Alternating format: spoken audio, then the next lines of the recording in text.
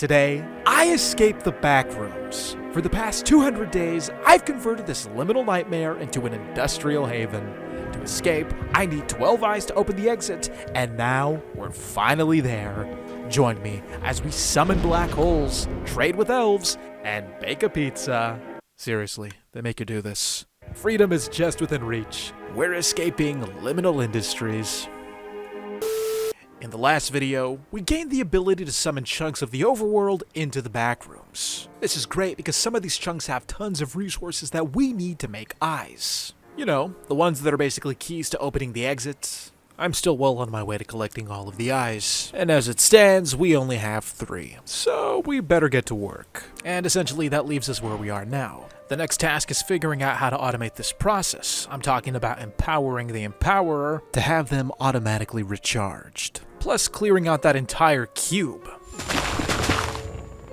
Of course, we'll need a ton of these. Long-range breakers. When it comes to these breaker blocks, they're pretty inexpensive. All we have to do is make Restonia crystals, combine them with black quartz to make a basic coil, use our leftover quartz to make something called a void crystal, and finally, we combine all the items on a crafting table with some cobblestone. This gives us a block called an auto breaker, and it lives up to its name. If you place a block in front of it, it automatically breaks it, stores it inside.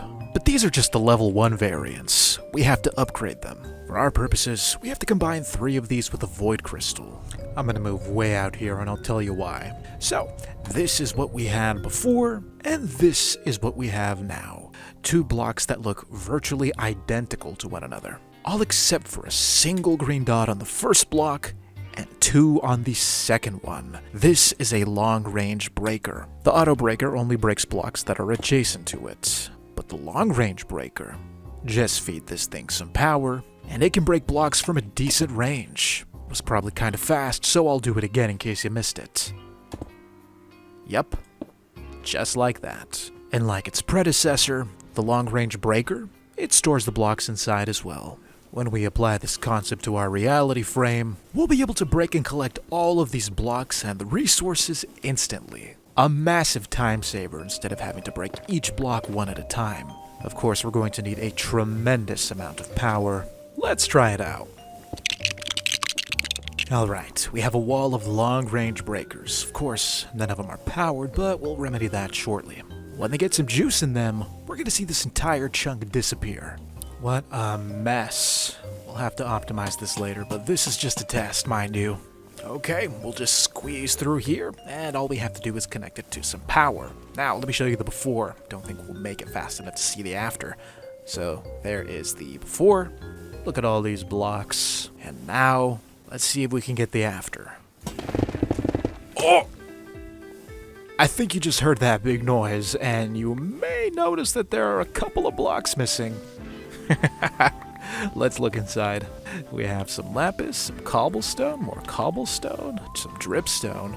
It's all in here, folks. That's the long-range breaker.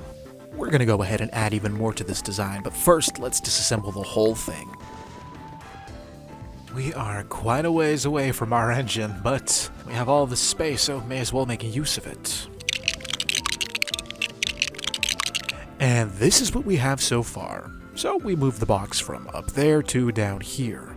As you can see, we have everything set up, well, almost everything. The way we've arranged the long-range breakers, instead of having them on one side of this cube, I've split them into 2 sides. Reason being, we had to leave space between them for these uppers, along with these hoppers, which are going to move the contents of the breakers down the hoppers and into the chests behind them. Plus, we have some flux ducts that are weaving through, that way these can be powered up. All we have to do is connect it to a power source, and that will complete the first half of this build. I'll go ahead and place the reality charge here, and now let's go connect it. Alright, I think we are perfectly lined up. But you know what would really make this perfect? Liking and hyping the video so I can keep making more. This is kinda rough still, but it's the prototype. Now, before we add more to that, one thing that's kind of bothering me is how I have to do basically a mile between the build site and where all my supplies are. So we're gonna solve that problem. Let's craft a wireless terminal. We'll start off by making energy cells, make a receiver, combine all of our energy cells into a dense energy cell, and with that you have a wireless terminal. But you want to be able to craft with this as well, so add another processor plus a crafting table, and now you have a crafting wireless terminal. Alright, so with this we should be able to access the inventory of our terminal here, but we have to give it some power. Let's just plug it into the charger up there, and now 1% charged, and we'll give it some time. Unless... will the Tinker's Workbench work? This is where we charge our tools. Let's try it. That seems to be working as well. We're gonna let that charge. While we wait for that, we have to make some upgrades here. Small ones, but important. Now, the reason I crafted a second wireless receiver, we're gonna need it to make an access point. This access point looks like an antenna. Well, it doesn't look like an antenna, it is an antenna. All we have to do is plug it into the side here. Now it's online. There's a range of 16 meters. Is 1 meter equal to 1 block? I don't know. If that's the case, that's 1, 2, 3, 4, 15, 16. That range is pretty average. We're gonna want that to be bigger. Thankfully, this slot right here has all the answers. All we have to do is craft a wireless booster. But for that, we need end dust, which can only be acquired by crushing end stone. And without the end, you can see how that's going to be a problem. Thankfully, we're not bound to the usual rules of Minecraft. If we can't go to the end, then we'll just have to bring the end here.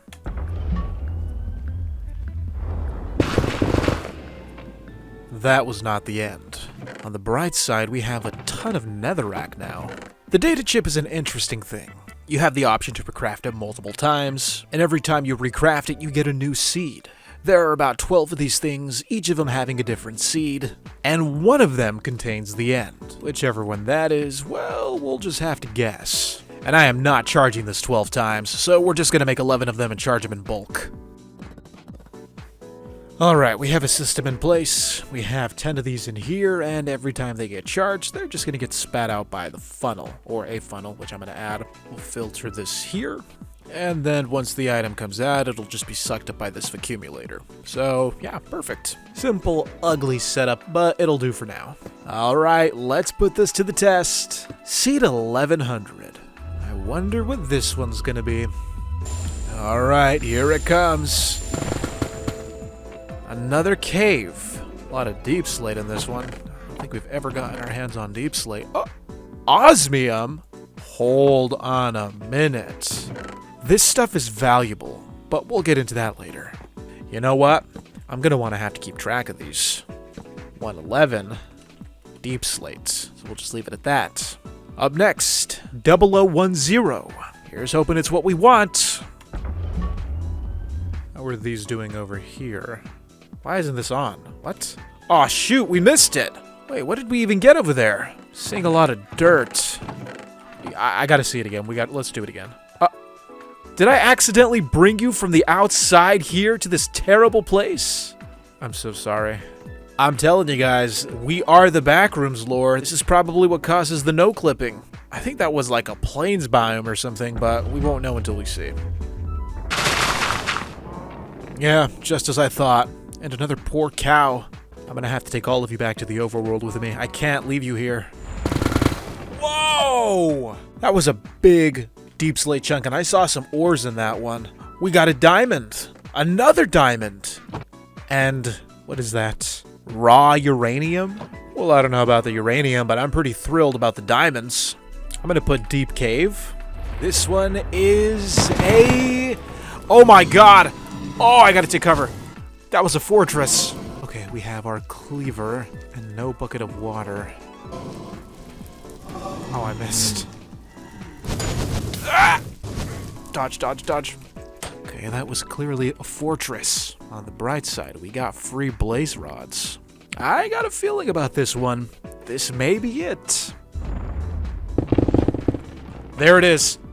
There it is. There. Oh my god, we got it. Finally. Let's see how much we got. What the? How did you get up there? Doesn't matter, because we got what we wanted. 0001. Just what we needed. I hope you didn't forget why we needed the end stone.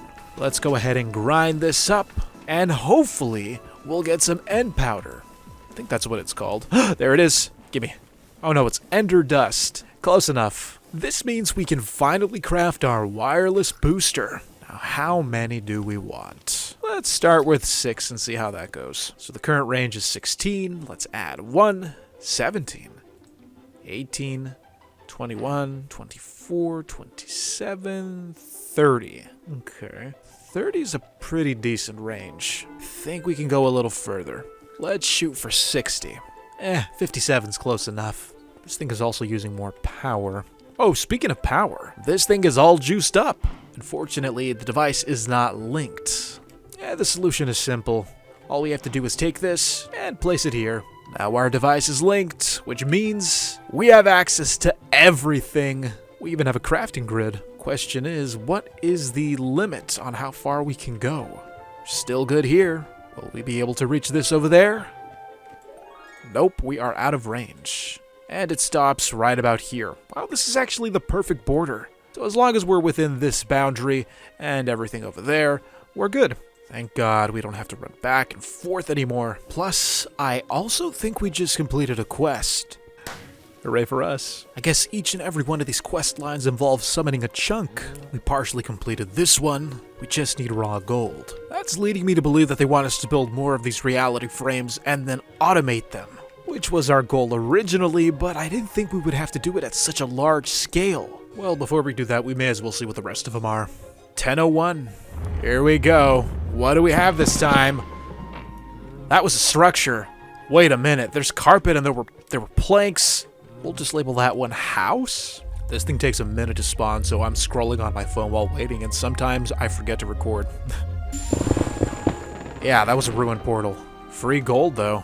Okay, so far we've gone through 8 of them. I think we're getting to the end. And by end, I mean end of the list, not the actual end, which we've already gotten. Seed 1000. Have we done Seed 1000? I feel like we have. That's probably the first one. This better be something crazy. Something good, something great, something grand. And it's the default one. Yeah, okay, we've come full circle. Alright, our objective is clear. We have to make one of these for every single chunk that we can spawn. Well, maybe not for every chunk. We'll probably cut out some of the useless ones. For this project, we're gonna need a ton of reality alloy, which means we need a ton of terra steel, which means we need a ton of mana, which we've been getting by blowing up TNT and sending the power to the entropinium. So we need a ton of TNT as well. Up until now, we've been getting gunpowder by dipping flint in mana. Thankfully, there's a different way to get gunpowder. All we have to do is smash flint in a crusher. And to make the crusher, we're gonna need 4 new ingots. Raw osmium.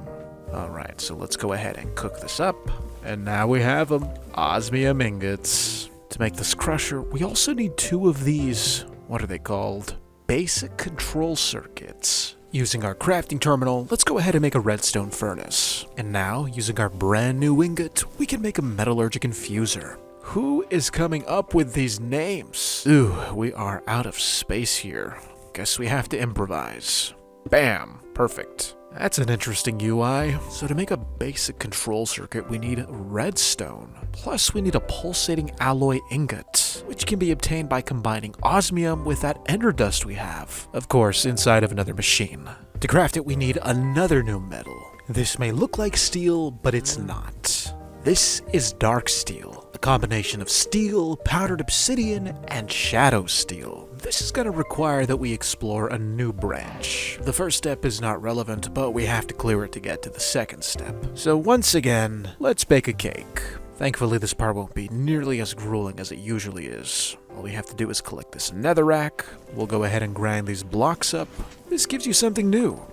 Cinder flour. All we have to do is add some sugar, and once the items are combined, we get a blaze cake base. All we have to do now is add some lava. Simple as that. We have a blaze cake. But this isn't for us. No, this is for our hardworking blaze burner. Usually when it comes to blaze cakes, I don't give these out for free. But because this one's such a hard worker, plus, for the sake of demonstration, I'm going to feed one to him. Simple as just clicking him with the cake. And as you can see, he is blue.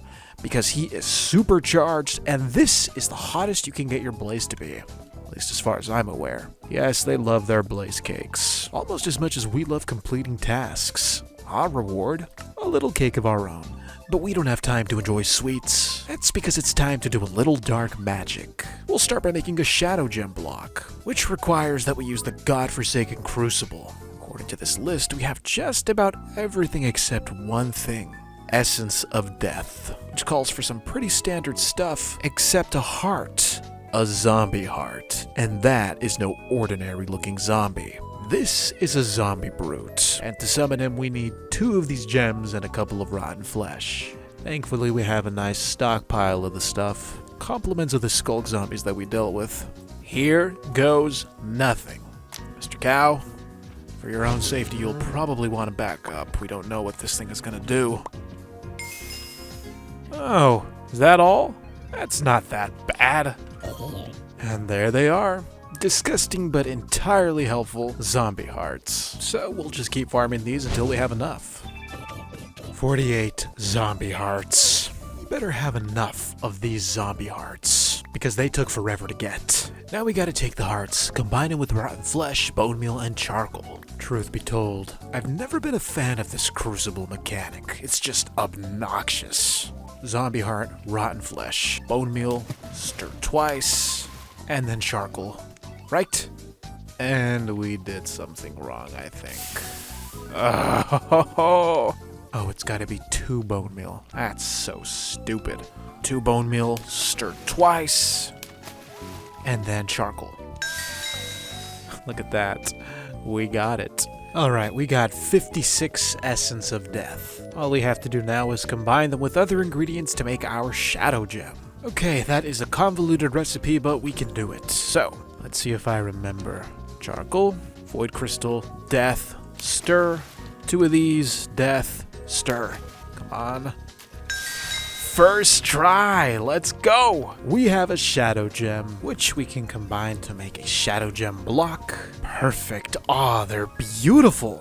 Have you ever seen a prettier block in Minecraft? The next task is to make this item chromatic compound. And for that we need a dye base, more flux dust, and some green stuff that's actually liquid XP, which we can obtain from a disenchanter.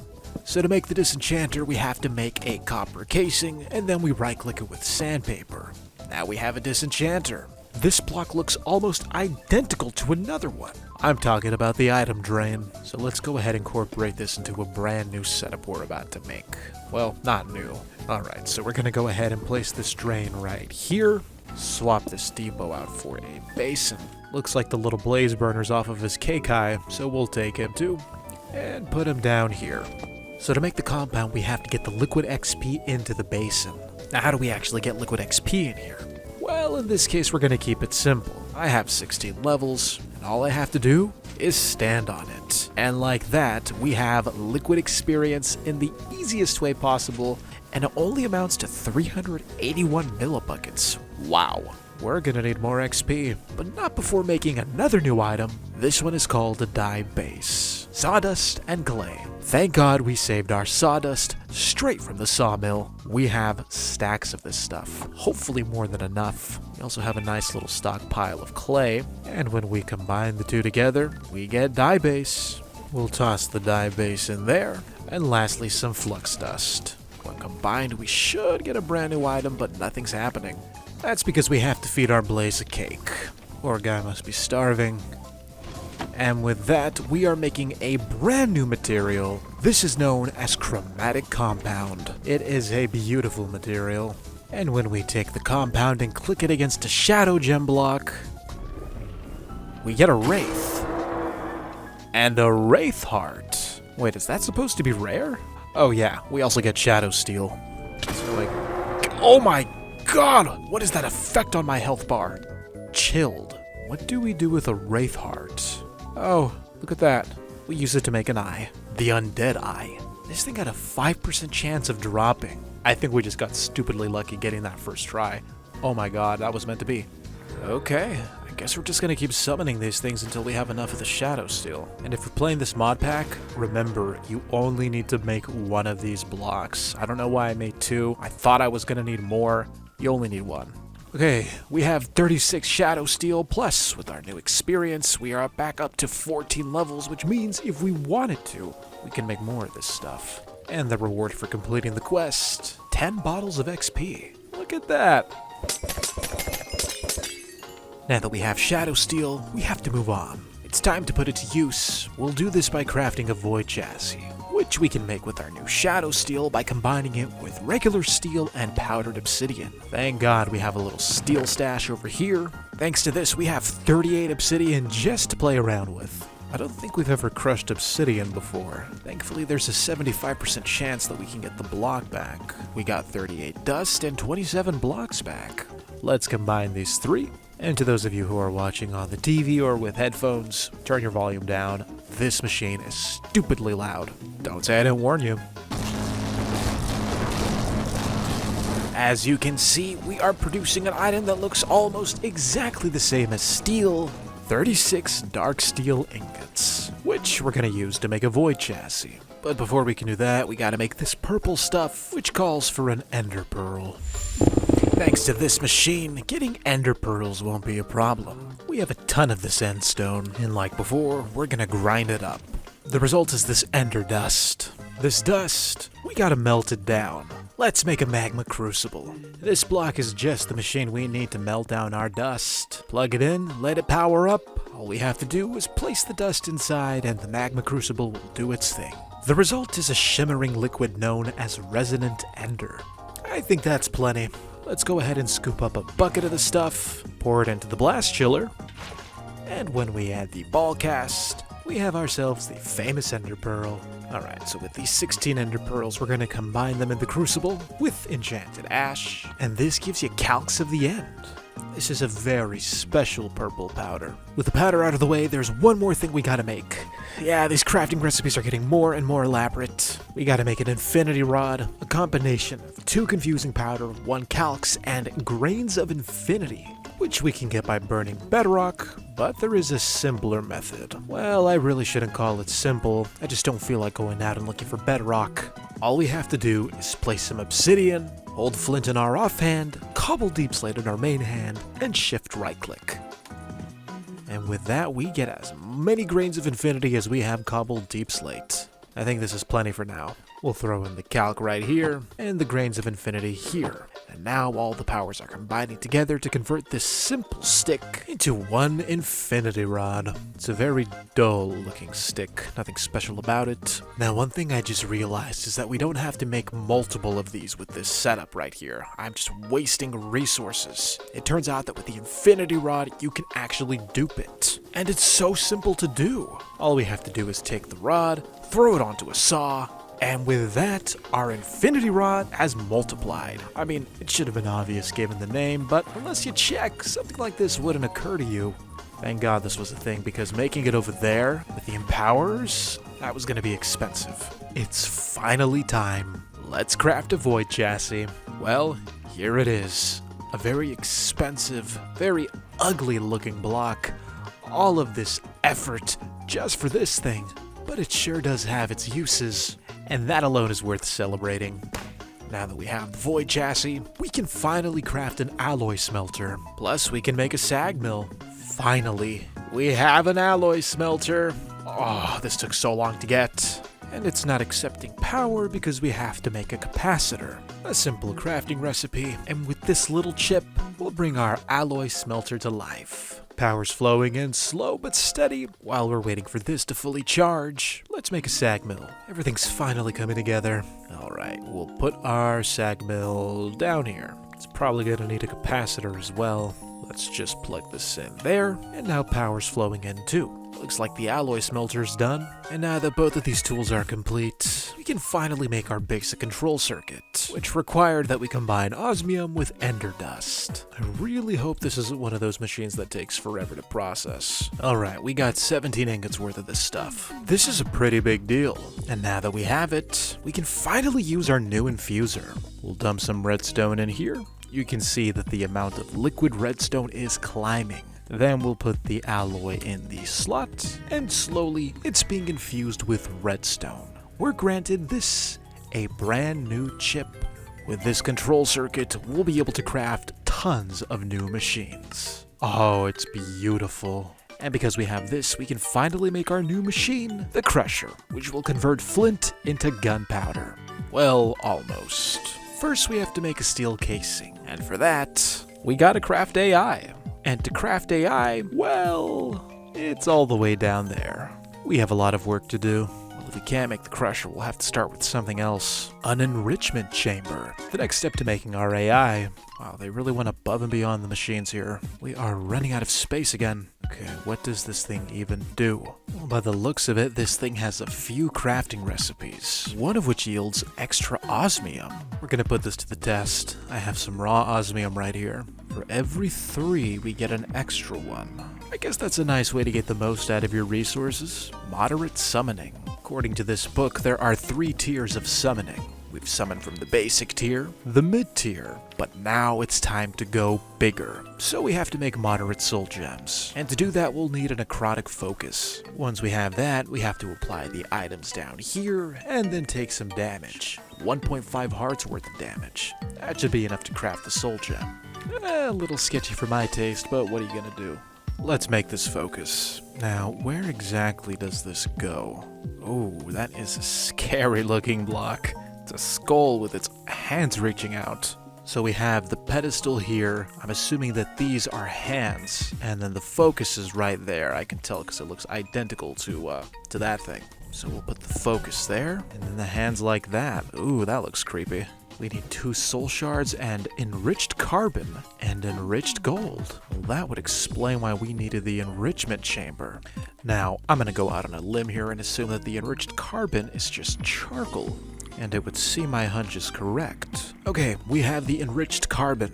Why can't we enrich gold? Oh, it's gotta be gold dust. Thankfully, the sag mill has us covered. Finally putting this machine to good use. Take the dust, put it in the enrichment chamber, and now that we have the gold, the last ingredient we're missing is this potion. A simple potion of poison. Let's make a brewing stand. I guess we'll place it here. Okay, let's make a potion. Potion of poison, which this one requires a spider eye, which means we have to fight these cave spiders. Now, to be honest, I'm not really crazy about the idea of having to go out there to find more spiders to get spider eyes. Thanks to the data chip, we can summon a chunk that will have spider eyes. Hopefully it'll have more than enough. That is a lot of loot. And there they are. Spider eyes. So we have 4 spider eyes. That should be enough to get us started. Alright, let's make a potion. I haven't brewed a potion in a very long time. Alright, we got what we needed. 3 potions of poison. Let's see how we're gonna put this together. So this is gonna go here, gold there, carbon over here, and then these little soul gems at the ends, and finally, the lesser soul gem on the brazier. Fingers crossed this works. We have an animation, so I think we're on the right track. Ooh, that's different. There's a rune up there now. Ow, what the? Took damage. So we have the crystal. Oh, we have to sacrifice 1.5 hearts. I forgot about that part. Okay, well, I guess we rinse and repeat this process. So we have 2 moderate soul gems, which means the first section of Chapter 5 is complete. Let's move on to Section 2. The reward for making the soul gems, 2 more soul gems. As it stands, we have a really big opportunity.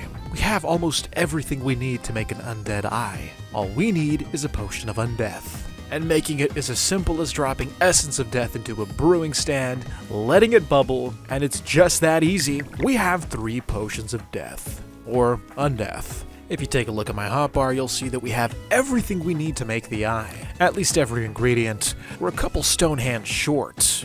1, 2. Here they are. The biggest magic setup we've had yet. Soul Shard, Lesser Soul Gem, Moderate Soul Gem, Potion of Undeath, Shadow Gem, Wraith Heart, and of course, Essence of Death. All we have to do now is burn a fermented spider eye. Alright, let's collect one of the easiest eyes that we've gotten in this mod pack so far. I am so close to dying. That was way more than 5 hearts. Well, at least we have the eye. We'll add that to our item frame, and now we have 4 eyes. The next quest just so happens to involve crafting another eye, the Wither Eye. Based off of the name, you can probably guess how we get that one. We gotta kill the Wither, which means we gotta summon a Wither skeleton to get the skulls. Another reason we needed the moderate soul gems. Okay, here we go. We these soul gems, some coal, and a sword. And in the middle, a piece of charcoal. I hope the skeleton's easy to kill. I mean, usually wither skeletons, I have a hard time defeating them, the way they rush at me. Alright, here we go. Let's get the drop on him. Oh, he doesn't have a sword. And he can't jump over blocks. And he dropped a skull! First try? Look at that. Whoa. I did not know this was a thing. Oh, they always drop their skull. 3 wither skulls. You know what that means. We got some soul sand in here. Let's go ahead and take that. Now, when it comes to defeating the wither, I have a very simple but effective plan. Some may consider it dishonorable. I consider it the most sane thing to do, given the circumstances of how much closer we are to escaping. We're gonna cheese this thing. It's just like the trick in the end when you spawn the wither under the return portal. He's gonna spawn, his head's gonna get stuck in the ceiling, and then we'll just let the blocks take care of the rest. We can even chip him with our musket. Hopefully, it doesn't push him out of the block boundary, and, well, he ends up killing us. Let's do this. Alright, there he is. Please work, please work! Oh, that took damage. Okay, so far so good. His health is ticking downwards. Do I run the risk of shooting him with a musket? I'm afraid he's gonna phase through the ceiling and attack us. Fine, I'll do it. Okay, he didn't move. He took a lot of damage. Oh, I think we're safe, actually. His back is to the wall, so he can't move. I think this is the only time these indestructible backrooms walls have benefited us. Now, worst case scenario, when he dies, he drops the items, but he drops them above the ceiling and not down here. That's gonna be terrible if he does that. Alright, drop your item the normal way. Alright, let's see. There they are. We got them. Yes! We have the nether star and the wither eyes. 2 wither eyes. Huh. I mean, I guess that makes sense. Everything has 2 eyes. Well, most things have 2 eyes. Let's go ahead and add one of these to our board. Haha, it's filling in nicely. Look at that. All we need now is 1, 2, 3, 4, 5, 6, 7 eyes. So not halfway there, but almost. With the extra wither eye, we can get unbreaking 1 through 3? How does that work? Looks like we have some rewards to collect. Oh my god. No way. A wither plushie? And 3 little wither buddies! Plushie mounting grows every day. Not only do we have 2 eyes, we also have the opportunity to gain an additional 2 more. But for that, we have to make an ensouled chassis.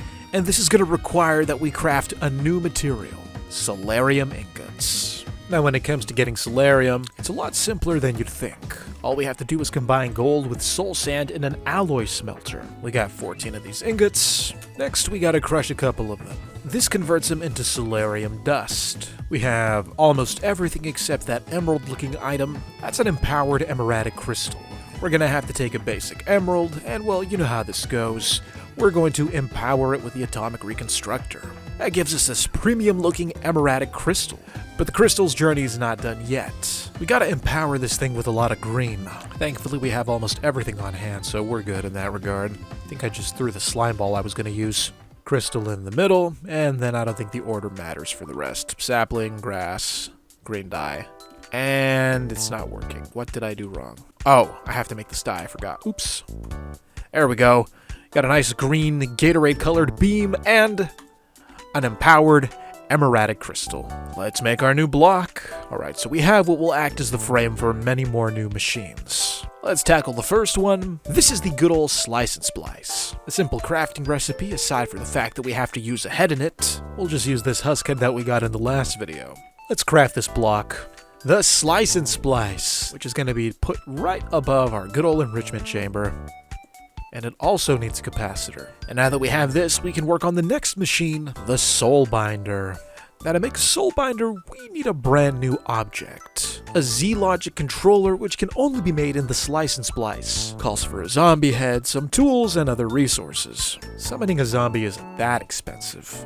1, 2, 3, 4, charcoal in the middle, fire on top, you know how this goes. Should probably get a cleaver. Okay, fingers crossed we get this the first try. Oh, thank God we got it. Alright, so we plug in the zombie head here, some silicone down there, 2 solarium ingots, redstone, and then an iron axe, plus some shears. This machine is active. Where is the item? Oh no, it's doing the thing. Nice. Now, I'm not really sure what this is supposed to be. Is this like a microchip with a zombie embedded in it? It's called a logic controller. No idea.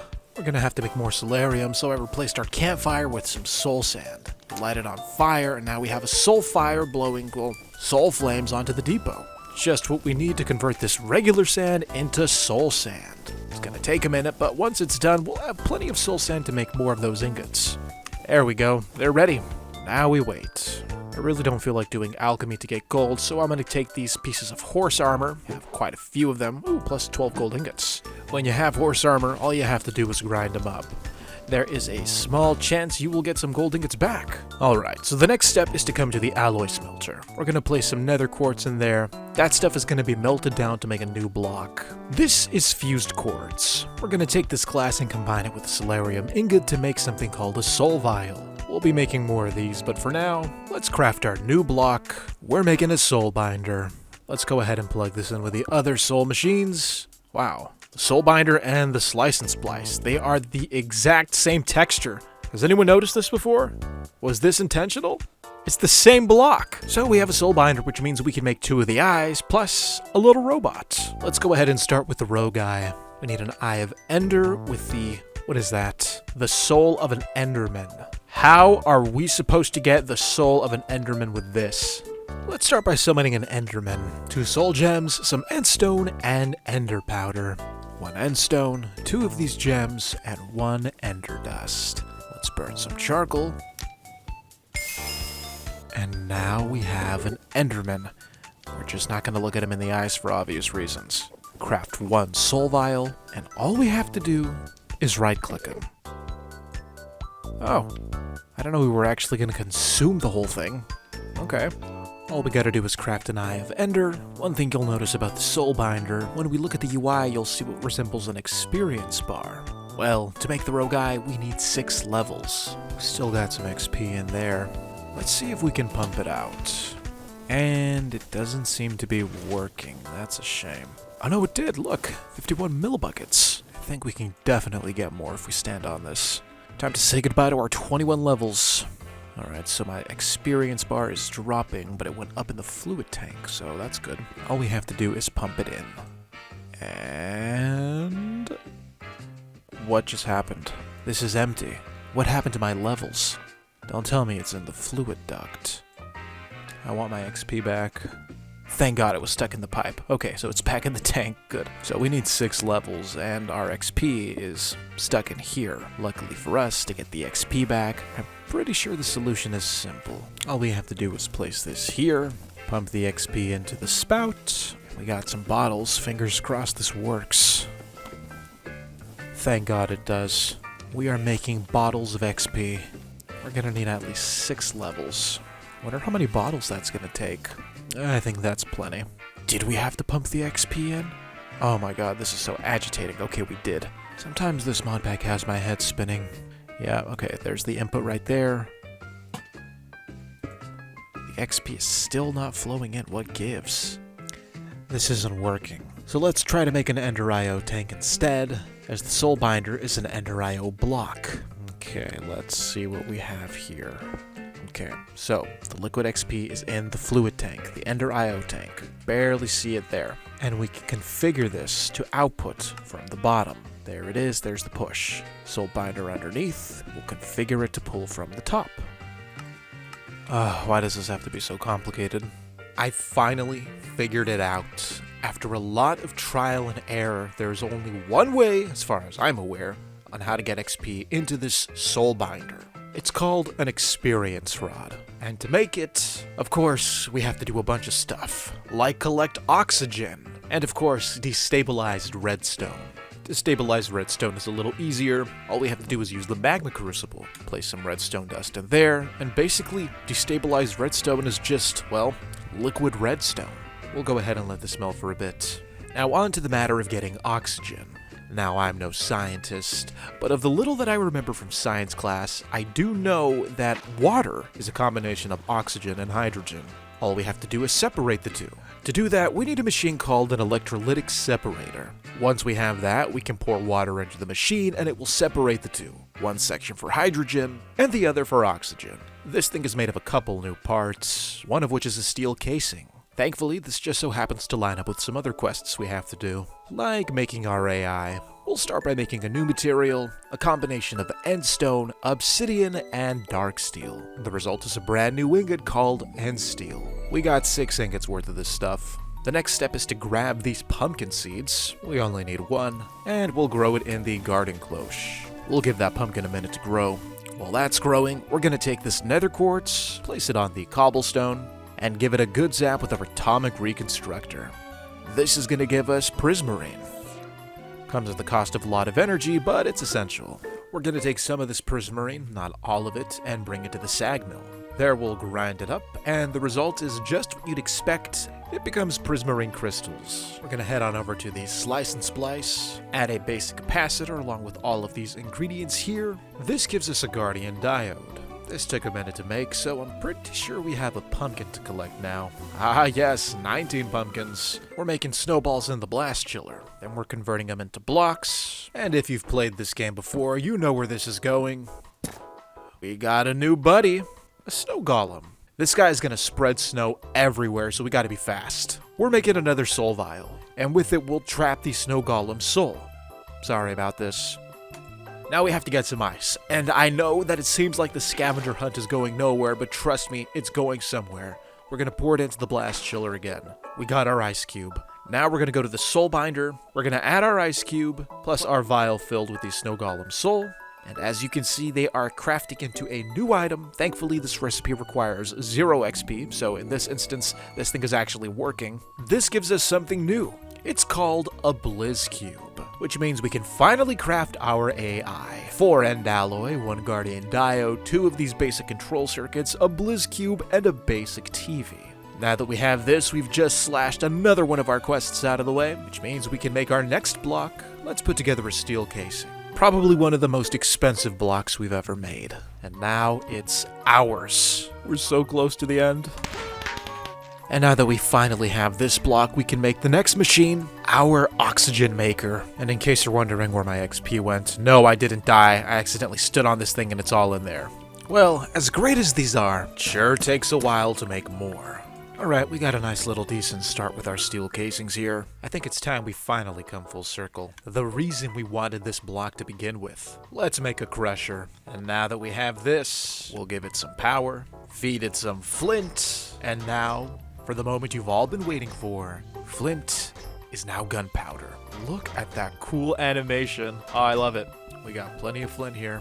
32 blocks of it. I had to downsize this photo because I had to place this hopper here. It's gonna feed the machine all the flint we need to make gunpowder.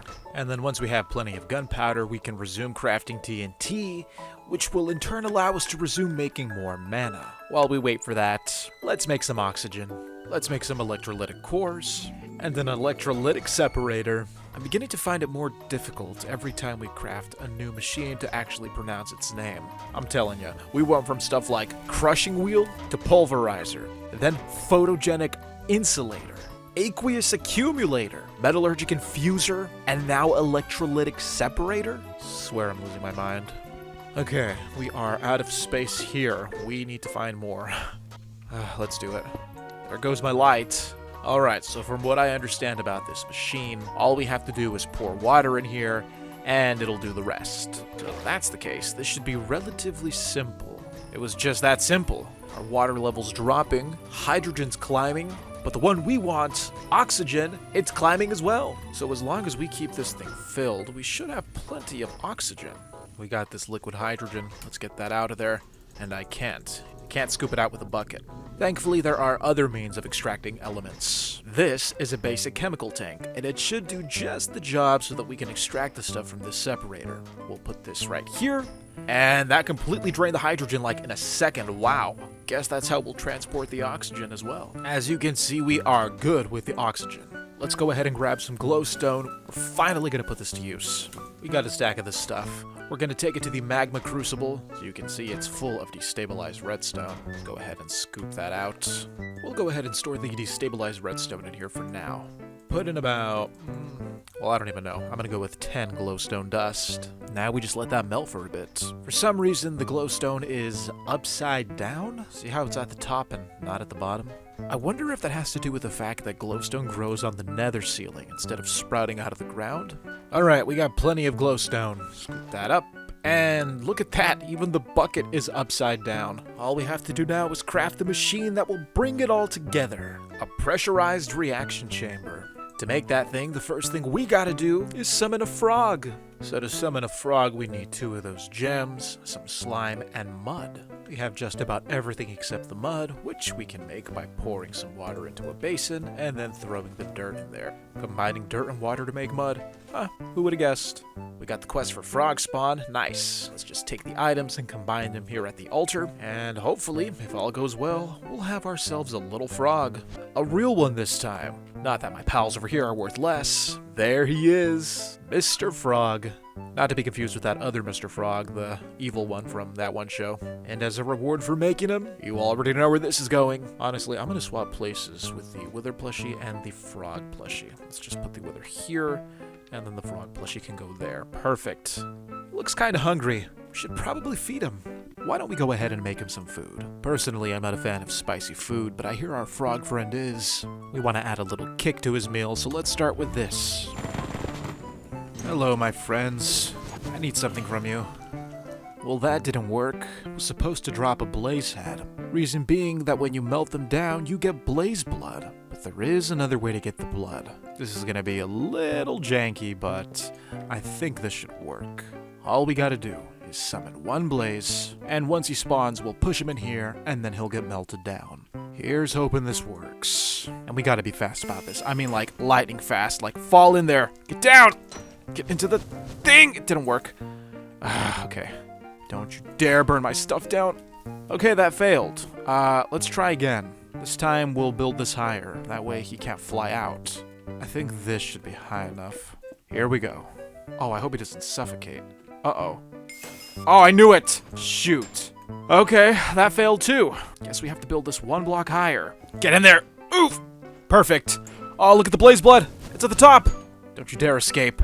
There we go. Perfect. And we have 180 blaze blood. Alright, so we got our frog's little meal right here. Let's add some hot sauce to it. And now it's gonna cool down into a magma block, which we're gonna melt down again. Guys, I don't mean to alarm you, but while that's melting down, I decided to look for the frog, and I can't find him. I don't know where he went. He's trapped in this pit, so there's only so many places he could go, but seriously, he's just like, gone. Don't tell me he got shredded in here. I don't want to say it, but I will. He either despawned or died. Okay, well, that guy was super expensive to make, as was his new brother. This time, we're not gonna lose him. Get in the cage. You just, you hang out in there for a while. We melted the magma block down and got a magma bucket. And now that we have the magma bucket, all we have to do is pour it on the ground, and we get a little magma cube, which you are going to eat. Eat the magma cube, come on. There we go, and he pooped a little frog light. Perfect! Back in your cage. So we have an ogre frog light, another quest we had to accomplish, and the reward for that, you guessed it, a magma cube plushie. Now for the reason we wanted these frog lights. They can be converted into a new item. This component is essential for crafting more machines, but to make it we need an infused alloy, which is a combination of a frog light with some oxygen and flint. This thing is used in tons of crafting recipes, and summoning blazes to make more is just way too inefficient. Thankfully, I just discovered another way. We can make magma cream by combining slime with sulfur. So we gotta make more sulfur, and I kinda hate myself because we had a sulfur machine right there, which I demolished because I thought we wouldn't need it anymore. So now, we gotta go back to making sulfur the old-fashioned way. I accidentally threw something in there. What did I just throw in there? I had to go back and look at the playback. I just threw my guidebook in there. Uh-oh. It's okay, I think we can actually go back and get another one. Thank God. Let's combine the slime with the sulfur to make the magma cream, and we'll make magma blocks, melt them down, and then we feed the frog. Come on, eat, eat, eat! We got frog lights, which means we can make the advanced control circuits, but first, we gotta craft the machine to do it. Let's make a purification chamber. Alright, that obstacle is out of the way. Wasn't that bad either. Place that there, and then I think we'll just add the frog lights like so. Add the flint. Oh, the flint makes oxygen. Wait a minute. Is that how it works? Oh, so we have to keep this thing packed with oxygen. Got it. I got a second chemical tank here. This, we should be able to extract all of the oxygen. Got over 2,000 buckets worth of the stuff. Hopefully this should be more than enough. Oxygen levels are dropping quickly, but I think this is enough to process all of the frog lights. We have infused alloys. Let's go ahead and add this here. Let's go ahead and add some enriched gold for fuel. And now the alloy is being processed. This gives us one advanced circuit. Now we have 4 of this item. We are officially beyond the halfway point for the final chapter. What you see before you is the final push towards our escape from the backrooms. Let's make it count. We gotta craft a pressurized reaction chamber. We'll start by making some dynamic tanks, and now all we have to do is craft it. Oh, it was a journey to get this one. So much work. Let's swap out the pyrolyzer. We're not really using that for anything right now, and we have our new block plugged in, which means we can finally craft that item, the experience rod. Let's start by extracting this oxygen. Now let's see how we can actually get this oxygen inside. Oh, that worked. Oxygen's inside. Now we have to add the energized glowstone. I think that may be trickier. Unless, what if we try this? Maybe we can do it with a basic pipe. Hopefully this isn't just wishful thinking and it actually works. Alright, so that's connected to the reaction chamber. Let's place our tank right here. And it's not transferring yet. Let's set this to input. Nothing. Still nothing. Okay. Once again, we hit a wall trying to figure out how to get the resource in the machine. I love it. What if I just try this? Okay. After some trial and error in a separate creative world, I have the solution, and it's a lot simpler than you'd think. We're going to revert to using Old Faithful. I'm talking about the good old fluid duct. Attachment servo. It is inside the reaction chamber. Now we're going to take a gold ingot, dump it in there, and that should give us our new resource. A refined glowstone ingot. Why don't we go for 2? Perfect. We'll take our destabilized redstone, pour it into the basic fluid tank. It's inside the pressure chamber, and once again, we'll refine this glowstone even further.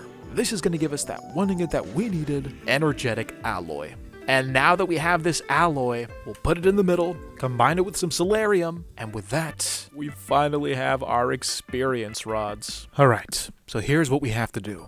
We'll take the experience rod, approach the soul binder. As you can see, there are 0 levels of XP in here. And with a single shift click, our XP went inside. We have 1,640 millibuckets. That converts to 6 levels, I'm pretty sure. We got our Eye of Ender. I'll grab the Soul of the Enderman. 1, 2, and now, yes, it's working. We are in business. There it is. We have the Rogue Eye. The 6th eye in our collection. We are officially halfway there to escaping the backrooms. But we can still make one more. The Cold Eye. And to do that, we have to get a snowball, 250 blizz cubes, place them on one snowball, and that gives you the cold eye. Let's keep it simple. Let's start by getting 250 ice cubes. Oh my god, this is gonna look so bad. Place the blast chiller there. Connect it with some fluid ducts. The aqueous accumulator, this is gonna pump water to the machine. Set it to input mode. Now the pipe is connected, and finally, we'll attach our servo to extract the water and fill our machine. With that, we have ice cubes being made. You know what? Let's make a second blast chiller. 2 is always better than 1. Now we can make snow blocks. Remember, we have to get snow golems to make the blizz cubes. To make the ultimate snow block generator, we're gonna have to combine nickel and copper. Add some fuel to the blaze burner, and the 2 will get combined. The result is a new metal called constantan. Alright, we're rebuilding the alloy kiln yet again. We'll throw in some nickel, add a little bit of iron, fuel it up. We got Invar. Why do we need Constantan and Invar? That's because we have to flatten them down into plates. We only needed 2 of each to make something called a packing die. But first we gotta make a little room. We'll just extend this out as terrible as it looks. Okay, bear with me. So, we have our blast chiller right there. It's being supplied with water from this fluid duct. I've added a funnel. Let's see if it works. And it works. It's spitting out the ice, which means it should spit out snowballs. Set that to snowball, and yep, snowballs are coming out. We'll put a chute here, our multi-servo press right there, and the snowballs are accumulating at the top. Perfect! I think we just automated snow blocks. It's a rough looking setup, but as long as we got the snowballs coming out and being converted into snow blocks with the multi-servo press, I think that puts us in a good spot. Let's place a drawer here. Hopefully it will input the items into the drawer. It doesn't, huh? Alright, what if we put this here and we just do an extractor? There we go, that works. Nice. So, in no time we will have plenty of ice, plenty of snow, and oh my god, I almost forgot. For this to work... Oh, no, we do have plenty of pumpkins too. More than enough, actually. In short, we will soon have 250 snow golem, which means we gotta wait to have 500 of these snow blocks. It's gonna be a while. Okay, so while we're waiting for this, let's finally address our TNT situation. As you can see, the crusher is still converting lots of flint into gunpowder. So far, we've only been able to accumulate 232, which is okay. But as you can see, we are running out of flint quickly. So, our goal is to connect this entire setup right here to a flint making device. That way, this thing will always be supplied and never stop making gunpowder. The solution is very, very simple. All we have to do is place this crusher right here. In the back of the machine, it's going to take flint. Let's give this a little test. Got some flint right here, and perfect, it's inside. Actually, I wonder, let me try something else. Millstone right here, gearbox there, our large cogwheel to power the millstone, a funnel, an exit funnel, only flint will come out. Put the crusher right here, put a funnel in the back, set it as flint, that way only flint goes inside, a chest right there, hopper so that the gunpowder enters the chest, and of course we have to give it power. There we go. Let's see if this works. I got some gravel right here. Hopefully we'll get some gunpowder in this chest if all goes well. I'll take that as a good sign. The next thing we have to do for our TNT factory is make some brass casings. Then we'll take our crafting table and apply them to the casings to make the mechanical crafters. We're going to set up a 3x3 grid, one that resembles a crafting table. I think these deployers have served their purpose. Shame we had to set them aside, but we have to make room for our crafters. We'll place this cogwheel right here, and then I'll add a shaft to connect it to the belt. As you can see, this thing is alive and well. We're going to take this cobblestone source and split it off in a different direction. One direction will enter and become gravel, which in turn will become flint. And then on this side, we want the extra cobblestone to be converted into sand. To make this work, we have to craft a new create block. This one is called a brass tunnel, and it serves many utilities. So we're going to use this to split off the items. We'll have two belts side by side. We'll place the brass funnel here, and we'll do a force split. So the gravel's going to come out through here, and we want to convert this into sand. So I will add another set of crushing wheels, just like that. They'll enter the back of this chest. And then finally, the sand will come out from the front onto this depot. And I think we'll do the same for this side. A depot here, and then we'll break this hopper. Perfect. Okay, I think we are ready aside from one more machine. We gotta make mechanical arms. Mechanical arms do exactly what you'd think they'd do. They grab things, and they place them in other spots. In this case, we want our mechanical arms to grab our sand and place it in the tiles of the mechanical crafter. Same thing with the gunpowder. We take some brass casings, apply some wooden hands, and with that, we have our mechanical arms. You'll notice that it says they don't have a target. Well, that's very true. You have to assign these arms to where they're gonna grab and place. So in this case, this one will grab from this depot, blue means take, and then it's going to place here, here, here, and here. Yellow means place. I guess I'll just place it here, I guess. Same thing for this one. It'll grab from here, the gunpowder, and place here, here, here, here, and there. Perfect. Just like so. Here we go, it's ready to go. And then for this one, we'll connect the belt here, and then finally, there. We're in business, folks. We are in business. All that's left to do is release the cobblestone. Let's try it with one stack. Cobblestone goes in, and it should be split. I'm talking about the gravel. 32 on this belt, 32 on that belt. Assuming we did everything right. How much is this? 32. Perfect. This should get ground into sand. Is this placing gravel? It's placing gunpowder already. This one is placing sand. I think we're set. And we have TNT. We just automated TNT. Finally! If only we could make this a little faster, but what are you gonna do? Well, there is something we could do. We could always make a speed upgrade.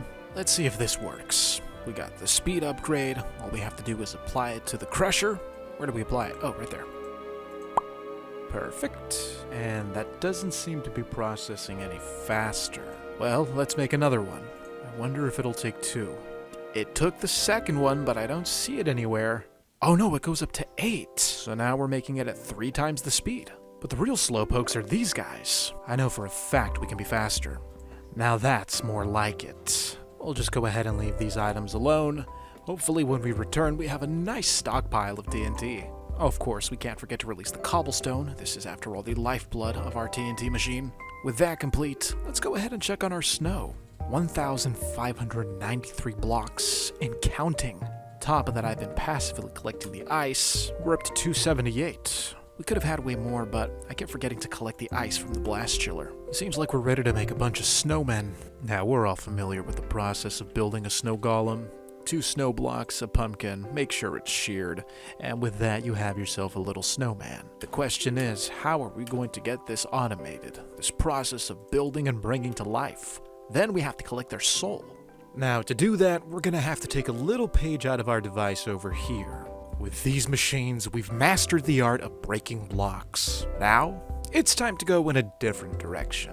This is an auto placer, and based off of the name, it does exactly as implied. All we have to do is open up its inventory, place some blocks, and like that, it places them. Pretty crazy concept, huh? Let's collect some snow blocks, put down 3 of our auto placers, and this is just temporary, mind you. We're not gonna have this set up here. Now, I want to be able to see the things when they spawn, so I'll set up some trapdoors right here. There we go. And from here, it's as simple as just placing the blocks inside of this machine, and then all we have to do is shear. Look at that. And I won't place them until the old one is dead. So I have my 5 soul vials here. Click, click. You get the idea. So here's what we're gonna do. We're gonna move this soul binder over there, closer to our setups.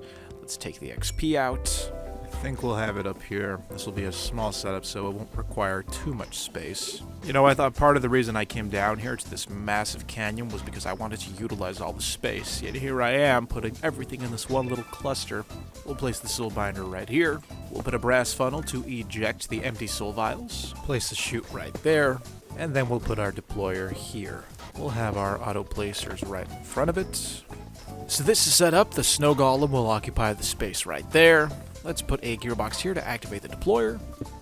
Now when it comes to transferring the empty vial back into the soul binder, there is a simpler option than having to set up, well, all of these belts and machines. It's a little more straightforward. All we have to do is craft this, an item conduit. First thing we have to do is craft a pressurized fluid conduit. Next, we'll head on over to the magma crucible, melt down some ender dust, just until you have a bucket's worth of the stuff. Scoop it up. We're going to move it over to the fluid encapsulator. And then this is where you'll take the tubes and dump them into the resonant ender. This gives you an item conduit. A very fancy looking pipe with some interesting animations going on. It doesn't require power, it doesn't require a pump, it does it all. All we gotta do is plug it in and connect it to the soul binder. There we go. We got our soul binder here. It's gonna spit out the empty soul vial through this funnel. We have the filter placed right there. The vial will go down the chute and enter the hands of the deployer. The deployer will grab the vial, click the snow golem, which is, well, blocks right now, extract the soul, and then the soul will be extracted from this deployer through this funnel. The vial will go down the chute into the chest, and now for the fun part. Our conduit blocks. The soul vial will be extracted from the chest, travel through the item conduit, and be placed inside the soul binder. As for the settings of the item conduits, make sure that you click them. So you can see there is a little UI. We're going to set this from extract to insert. And you'll know you have it right when you see that the arrow is pointing into the block where you want your item to go. And now we're going to run a little simulation to see how this goes. We got our snow, we have our pumpkins. Oh, and then one last thing. I don't know if this matters. I think it does matter. I'm gonna set this block, this is the soul binder, and make sure that this side where the item conduit's connected, see that right there? It's gonna be set to pull. That way the items will be accepted from this side of the block. And you can tell because there's usually the arrows indicating, you can't really see them because the conduit's in the way, but they're there. Okay, let's bring this to life. Bam! We have a snow golem. Vial goes in, soul collected, and I don't see anything in the deployer's hand, which means that this went out through this funnel, down the chute. Is it in the chest? It is in the chest. Why wasn't this extracted? We'll set this to active without signal, and it's inside. That's it. That's all there was to it. Active without signal. I'm gonna go ahead and take this now. Okay, last thing. We're gonna put a chute here because this thing always has to be supplied with ice. Ice is gonna enter from the top. That is the wrong box. Oops. Here is the ice box. Perfect. We'll put our snow drawer right here. And then I want to automate the shearing, so we're just going to rotate this. And we'll give it some shears. Perfect. And that is our automatic blizz cube setup. And now we gotta wait because we gotta make 250 of these things, and it's kinda slow, this machine. I don't think there are any speed upgrades for the soul binder. I was about to walk away, and then I noticed that there was a problem with the setup here. See how we have the snow golem set up but no snow golem? Well, that's the problem. This only happens when the carved pumpkin is placed before the snow blocks. I just learned, and don't laugh at me for this, that the carved pumpkin has to be the last block placed for the snow golem to spawn. Let me show you what I mean. I'm gonna break this pumpkin head. See how the last block was the pumpkin? There's a slight delay, that being the time it takes for the vial to enter the hand and click the snow golem. Once the snow golem disappears, then these two snow blocks reappear again, but that's the problem. Because this was already placed, no snow golem is spawning. So there is one way we can probably solve this. We gotta craft another auto breaker. With this auto breaker, we should be able to break the pumpkins. That way we always have pumpkins being placed, causing snow golems to spawn. Now the only problem is that, as you can see, we are losing tons of pumpkins because this thing is breaking them and storing them in here. So how do we get them back into the auto placer? With another item conduit. This will act as a bridge between the breaker and the placer. And with this convoluted setup, I think we're done.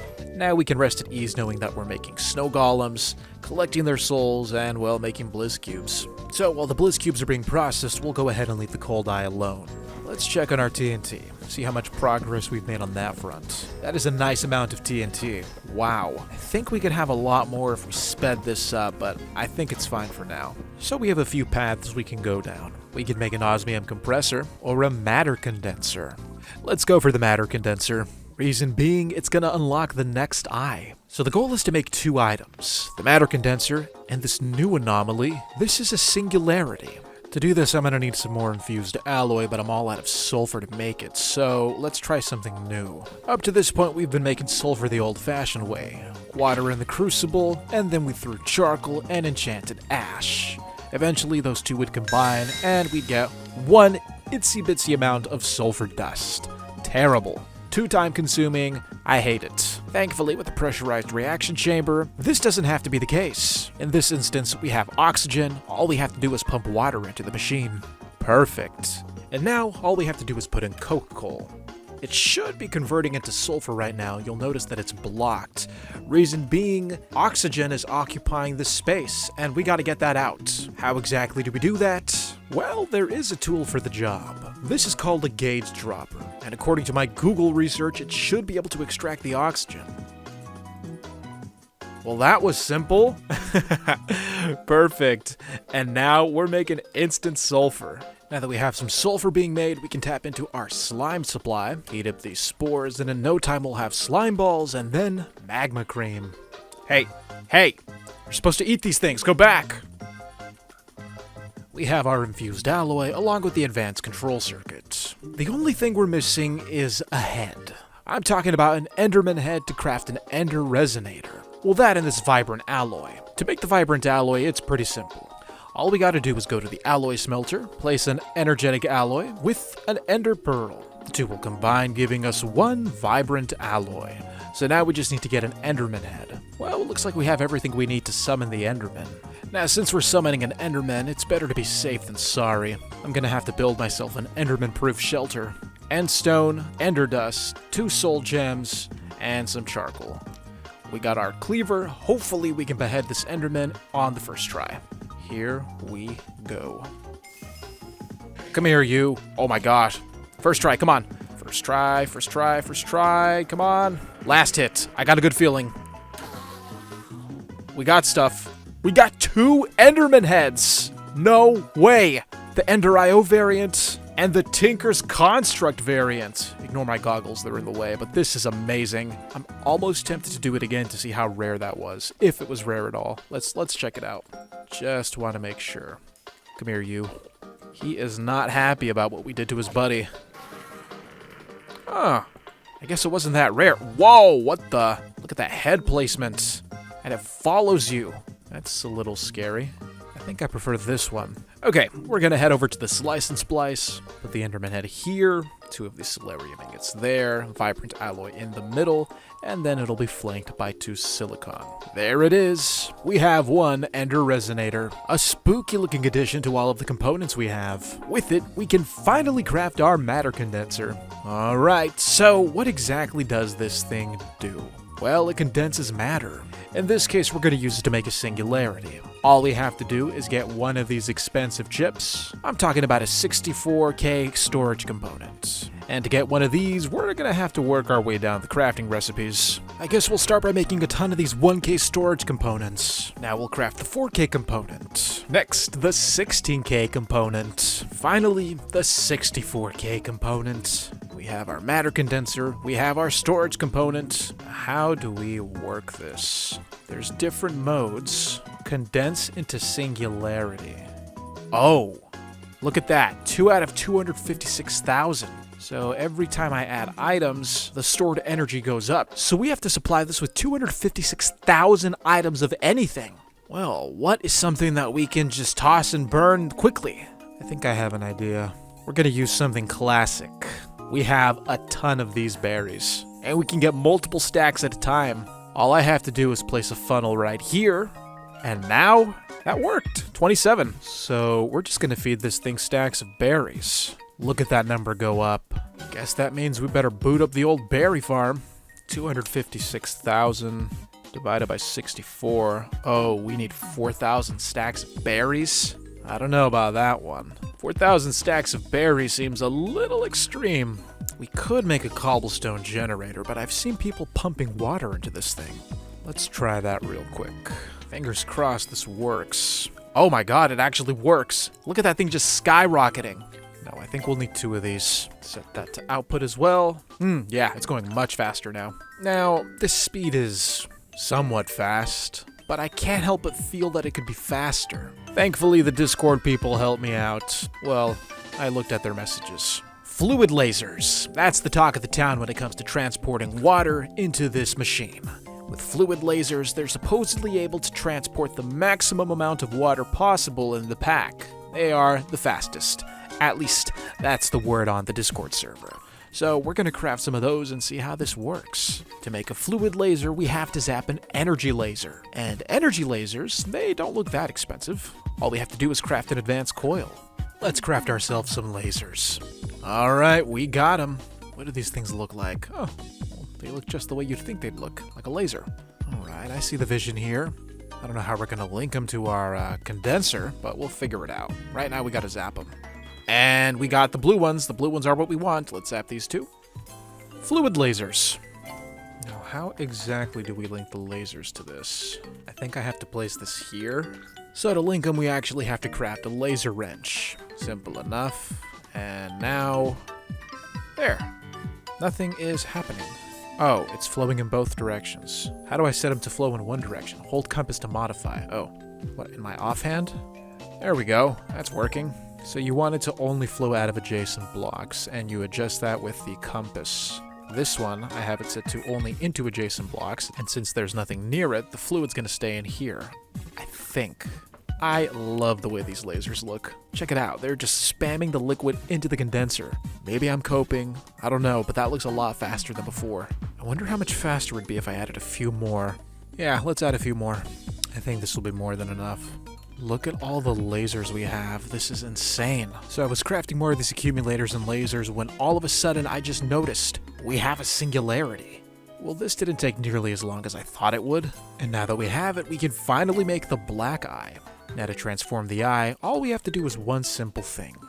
Let's go to our TNT chest, which is thriving. Let's move out of the way, because we are going to explode the singularity.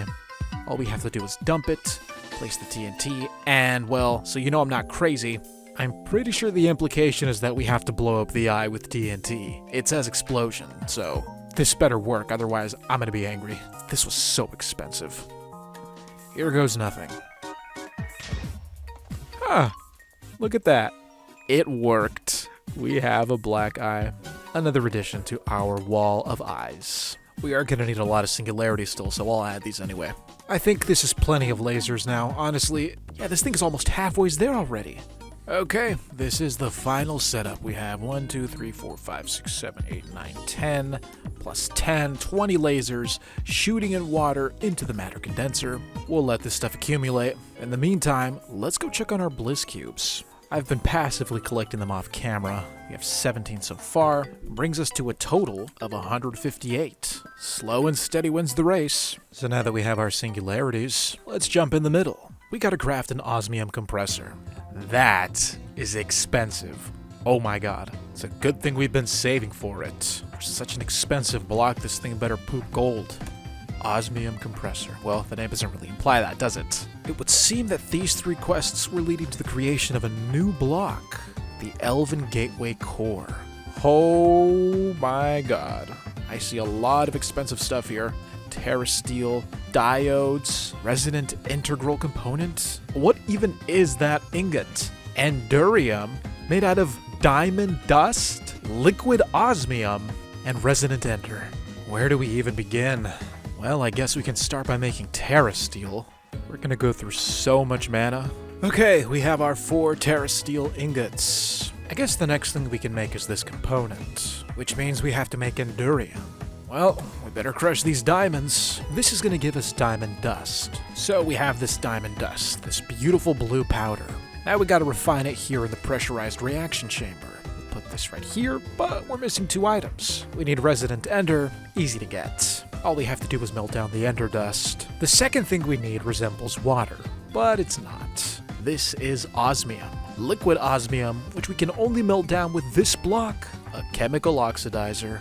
Another expensive machine, hopefully one of the last. We got it. Where do I put this? Sorry, Mr. Blast Chiller, your services are no longer required, at least for now. Perfect. We have some osmium at our disposal. We'll have to get more. Alright, so we'll just put this in here, and let's see how much we'll get. Right now it's empty, but now we have only 200 millibuckets? Ooh, we are going to need a lot of osmium. We have a little more than a bucket's worth of osmium. Hopefully we can scoop it out. Please be that simple. Of course it's not that simple. Why would it be that simple? Let's try the gauge dropper. This better be a gas. Thank God it is. Alright, we'll just drop it here. And now I think we're making what we need. There it is. Endurium. Perfect. 6 ingots. All we're missing now is this new type of glass. Hardened glass. A combination of quartz, obsidian, and sand. Let's go ahead and make an induction smelter. Could have sworn we had one of these already.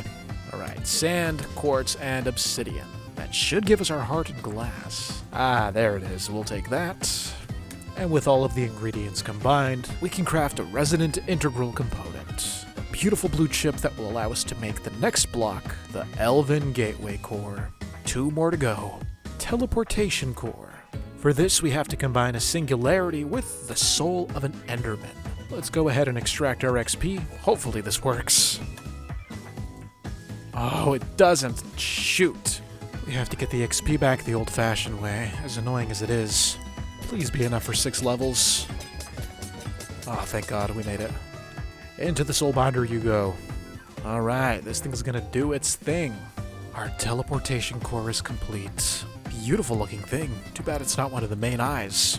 All we're lacking now is a single rune. Rune of fire, wheat, some oak saplings, and a rune of water? Yeah, we got it. Let's just reconfigure this so that it's pointed at the pedestal. And we have a Rune of Spring. Let's go craft that core. For this crafting recipe, we'll have to break out the old magic workbench. Okay, let's see if we can do this from memory. Terra steel in the cardinal directions, living wood in each corner, the ender resonator, the guardian diode here, Rune of Spring, teleportation core, and the integral component. One elven gateway core.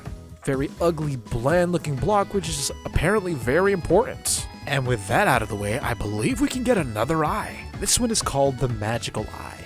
And to get it, we have to throw pizza into a portal? Alright, let's open up the book for Britannia. So we have to craft an Alfheim portal. Okay, well we have the core block, but I don't know what that green is. And the rest of it looks like regular living wood. Oh, it's just glimmering logs. All you have to do is add glowstone. 1, 2, 3. So I guess we'll just put this here.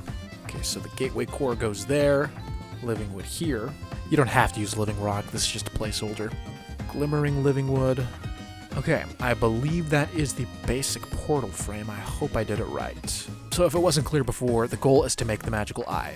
We built the portal, that's what this is. All we have to do is throw a pizza in there. We'll get to that later. We don't have to make the eye, we just want to make sure that this portal is ready to function when we need it. The next thing we have to do is add 2 mana pools. I don't think it matters where we place them so long as it's within an 11 by 11 block radius of this core. And above the pools we have to place a nature pylon. An upgraded version of the mana pylon, which we have yet to make. So let's take care of that. We'll craft 2 of these, and then we surround the mana pylon with Terra Steel nuggets and an echo shard. That gives us the nature pylon, which we'll be able to place above our mana pool. Ooh, that looks cool.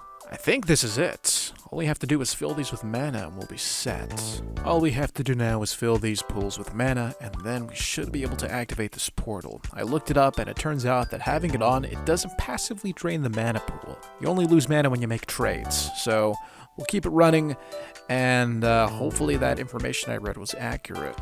Okay, I'm not sure if the mana pools have to be 100% full, maybe 50% full. This one is a little over 50, this one is full completely. So all we have to do is just click the gateway core and it should come to life, given if we have enough mana. So let's give it a try. And that seemed to work. How much mana did that use? I don't see any mana usage so far. Oh, it only used a little bit. I don't know why I thought that was going to be way worse. Okay, well, we have a portal, so we'll just leave it at that. We'll come back to that later. Now, we're going to be making trades with that portal, and we want to make sure we have plenty of mana. So, let's finally put this TNT to use. You know what? I just had an idea. I was about to make more mana with the TNT we've collected, but what if we upgrade our mana setup? Well, thanks to this portal, now we can. For most of this playthrough, we've been using the basic mana spreader, but we can do better by crafting an elven mana spreader. For this to work, we would have to convert our regular living wood into dream wood. Alright, we got our living wood log. Our mana levels are virtually unchanged, so I think it's just as simple as throwing the stuff in. Hopefully we won't use too much mana. Let's give it a try. That was fast, and it didn't use any mana. Let's just do it all. Okay, that was a lot cheaper than I thought it'd be. Next thing we want to do is upgrade this mana steel. We'll throw that in there as well. And that gives us something new. This is an elementium ingot. Oh my god, the elves are generous today. We have all the ingredients we need to make our new mana spreaders. We'll go for 4. Let's go ahead and get rid of these old things. Out with the old and in with the new. Here's hoping they do really well. I think we can do a little better. Let's upgrade the lenses too. I'm gonna craft what's called a potency lens, and I guess it raises the potency of a mana burst, whatever that implies, but it sounds like it's gonna make our mana better. And then we can combine the two to apply both of their qualities to one lens, so long as we add a slime. Now we have velocity potency lens, combination of the two. Alright, let's see how these do. This better work. Look at that, the mana burst is pink. These things shoot the mana fast! I think we can make this even faster if we actually lower the distance between the mana spreader and the target. I'm talking about the mana splitter. Let's set them up like this. There we go, they're right in front of it now. With less distance between them and the mana splitter, their mana burst is going to be super fast. Come to think of it, I think we only need 3, but yeah, we're getting a lot of mana really quickly. Alright, how's this doing? 25 cubes actually, wow. We have enough. Finally hit the threshold. Alright, we're gonna keep this really simple. We'll just place a deployer right here, put it in the proper orientation.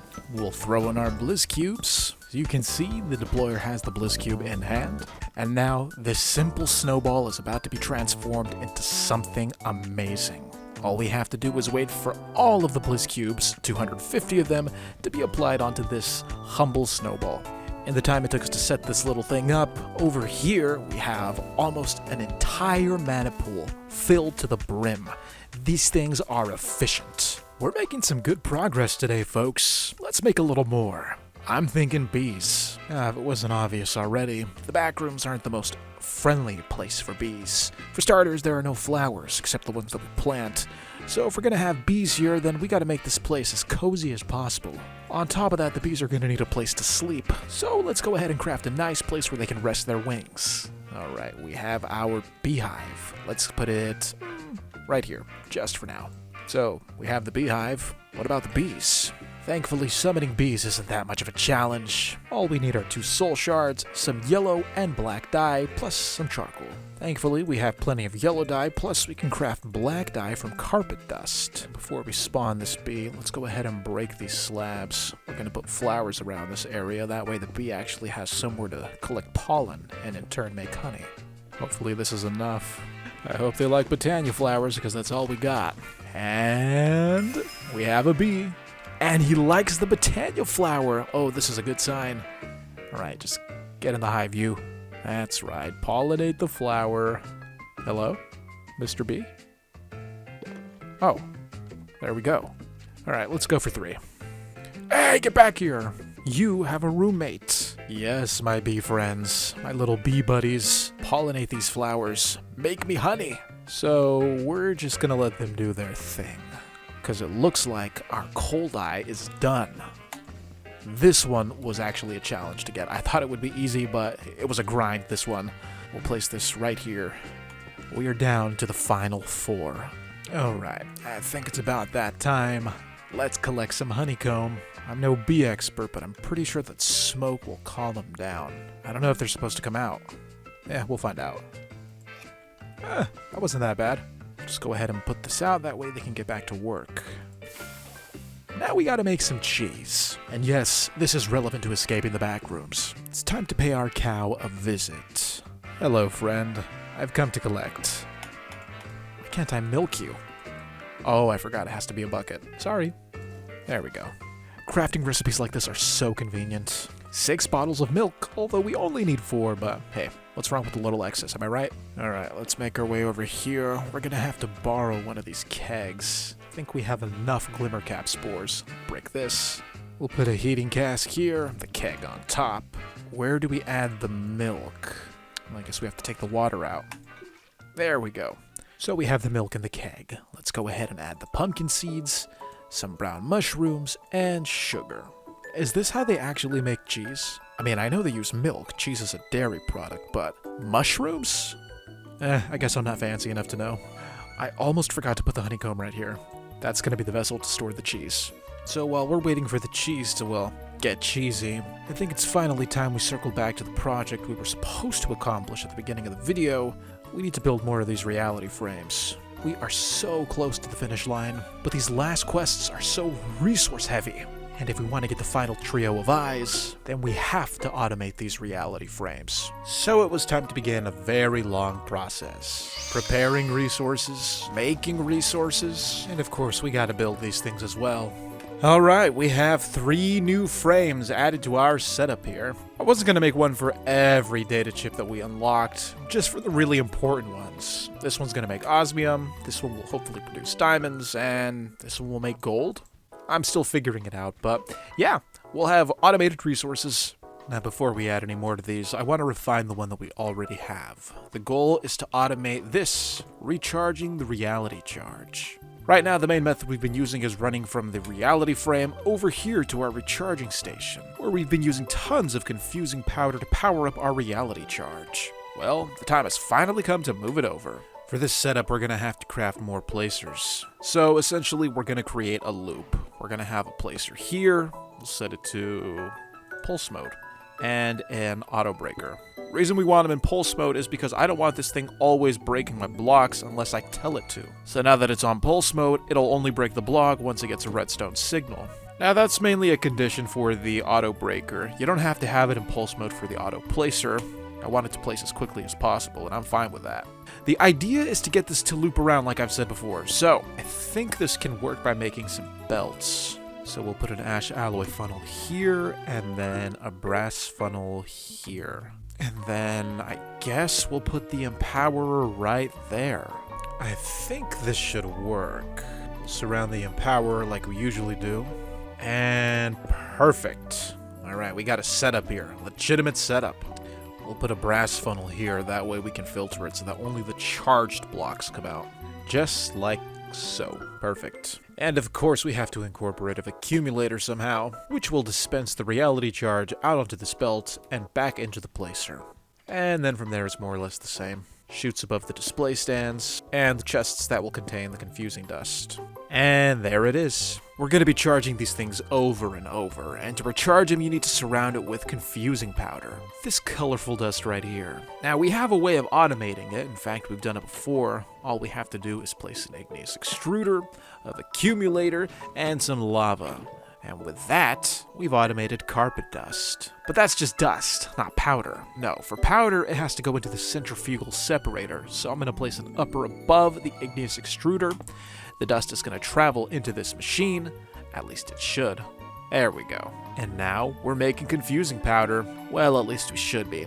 There's only a 10% chance for it to spawn. The goal is to speed up this process, and we can thanks to these augmentations. And of all the augmentations, this is the best one. The resonant to integral component, which we've crafted before. All we have to do is add it. And with that, hopefully, our odds will go up. Okay, here we go. This is the final iteration. We have our whole setup connected to some rotational power via these chain conveyors. I added a deployer right here because, well, we're gonna need something to keep spamming our data chip. Let's go ahead and give it to him. There we go. And then on this side, I added a pulse timer. That way we're sending a redstone pulse every 15 seconds. Gives it enough time for our deployer to spam it with the data chip, and then it'll be broken and sent to be recharged. Let's stock this up with confusing powder. Let's assume this thing booted up, it's empty, and now it's waiting to be broken. There it goes. Oh, it's being recharged, all according to plan. Any second. Any day now. There we go. Why isn't this thing activating it? Oh my gosh, I'm so slow. It has to be clicking the block at the bottom. The reality controller, not the charge. This is it. This is the one. As soon as I place this block, this thing is gonna work. Deployer has the data chip. It's punching the reality controller. Finally, let's automate this. Here we go. Everything is going flawlessly so far. Our reality charge has been broken. Has it been spat out? Yes, it's recharging as I speak. Oh, isn't this setup amazing? I'm sure someone's come up with a more efficient design, but I'm pretty happy with what I was able to put together. There it goes. And with that, we've automated osmium. Took a while, but we finally got here. All I have to do now is rebuild this entire setup 3 more times. Oh boy. As you can see, we have 3 identical copies. They all mirror the original design, which is working pretty well so far. The only thing we'd have to improve on is actually filtering out the items, because I'm pretty sure that this thing is going to get full of deep slate pretty soon. But aside from that, I think it's finally time to get these running as well. They're connected to the main power. Let's see what happens. Alright, so this one will be a deep cave. This is the one that gives you diamonds, emeralds, lapis, all that good stuff. Put it there. This one will be a desert temple. This one drops so much good stuff. And this one will be the end, because we need endstone for what's about to come next. So I'll just put that there. And now let's bring these machines to life. Ow! I didn't know that was a thing! Note to self, do not step into the frame when it's active. You'll get withered. Jeez. Look at them. They're all working in perfect harmony. Not gonna lie, when these things break all the blocks at the same time, it does get a little laggy, but that's the price to pay for automatic resources. Why isn't this one working? Oh, that's a lot of stuff. This desert temple is dropping a ton of junk, which I don't want. So we're just gonna have to put a filter on this. We'll only allow diamonds, gold. I'm very happy that all of that's taken care of. So, what do we have to do now? Well, let's check the cheese. There it is, ready to be collected. I could have sworn we put honeycomb here. That's kind of weird. Oh well. Alright, so we have the cheese, and it's extra stinky. Now we have to age it? I don't exactly know how we do that. Guess we just leave it here? There's no indicator on how long we have to let it age for or how we age it, so we'll just leave it on the floor and let it do its thing. Now, if we're gonna give the elves pizza for one of the magic eyes, then I think we should work on the other ingredients as well. We already have wheat, and we can use mushrooms as one of the toppings. All we're missing is the sauce. Now, how exactly do we get tomatoes? Let me see if we have any in the old storage. No. Okay, what about over here? I know we got seeds before. Beetroot, pumpkin, melon, flax, tomato. Perfect! We're in business. Once again, we find ourselves at a familiar sight, the garden cloche, which is full of pumpkins. Let's get these out of here. There we go. All that's left to do is wait for the 2 tomatoes that we need to make our pizza. I watched some YouTube videos to kill some time, so hopefully these things are done growing. Nice. We have tomatoes. Now we gotta make the sauce. Thankfully, we still have our trusty cooking pot. Let's go ahead and take this out. We are done with this. Leave a comment down below if you make a mean sauce. And if you do, share the recipe so others can make it too. This cheese is not cheesing. Why won't it ripen? Well, guess we're gonna have to give it more time. Let's do something else. The next beast we have to tackle is the Elite Control Circuit. Another expensive microchip. In Minecraft, when things are blue, they're usually pretty expensive. Thankfully, we're rich now. These things have been running non-stop, and now it's time to collect. Alright, let's see. Ooh. Don't mind if I do. Oh, look at that osmium stash. 1, 2, almost 3 stacks of the stuff. So we have 454 diamonds. Yeah, 472 gold, and 234 raw osmium. Safe to say we're not broke. Right now I'm making a ton of resonant ender. Our first step is crafting a reality alloy, and one of the first things I want to get out of the way is crafting endurium. We've made it before, resonant ender and liquid osmium. I got the endurium prepped in here. As you can see, I think we're gonna have more than enough. We're also gonna need a lot of diamond dust, so let's get this pulverized. And then the last thing we have to prep is our liquid osmium. Is it a liquid? Or maybe it's gas, I don't know, but there it is. We're gonna melt down this entire stack. Okay, everything is set. 64 endurium. And the cheese is ripe. Perfect. Okay, now we have to cut it up. Where is our cutting board? Here it is. Here we go. 4 cheese wedges. Alright, let's go ahead and make a pizza. We have ourselves one delicious pie. Hopefully this tasty treat suits the palate of the elves on the other side of this portal. All we have to do is toss it in, and I think we'll be set. Well, here goes nothing. Oh, well that was fast. We got it.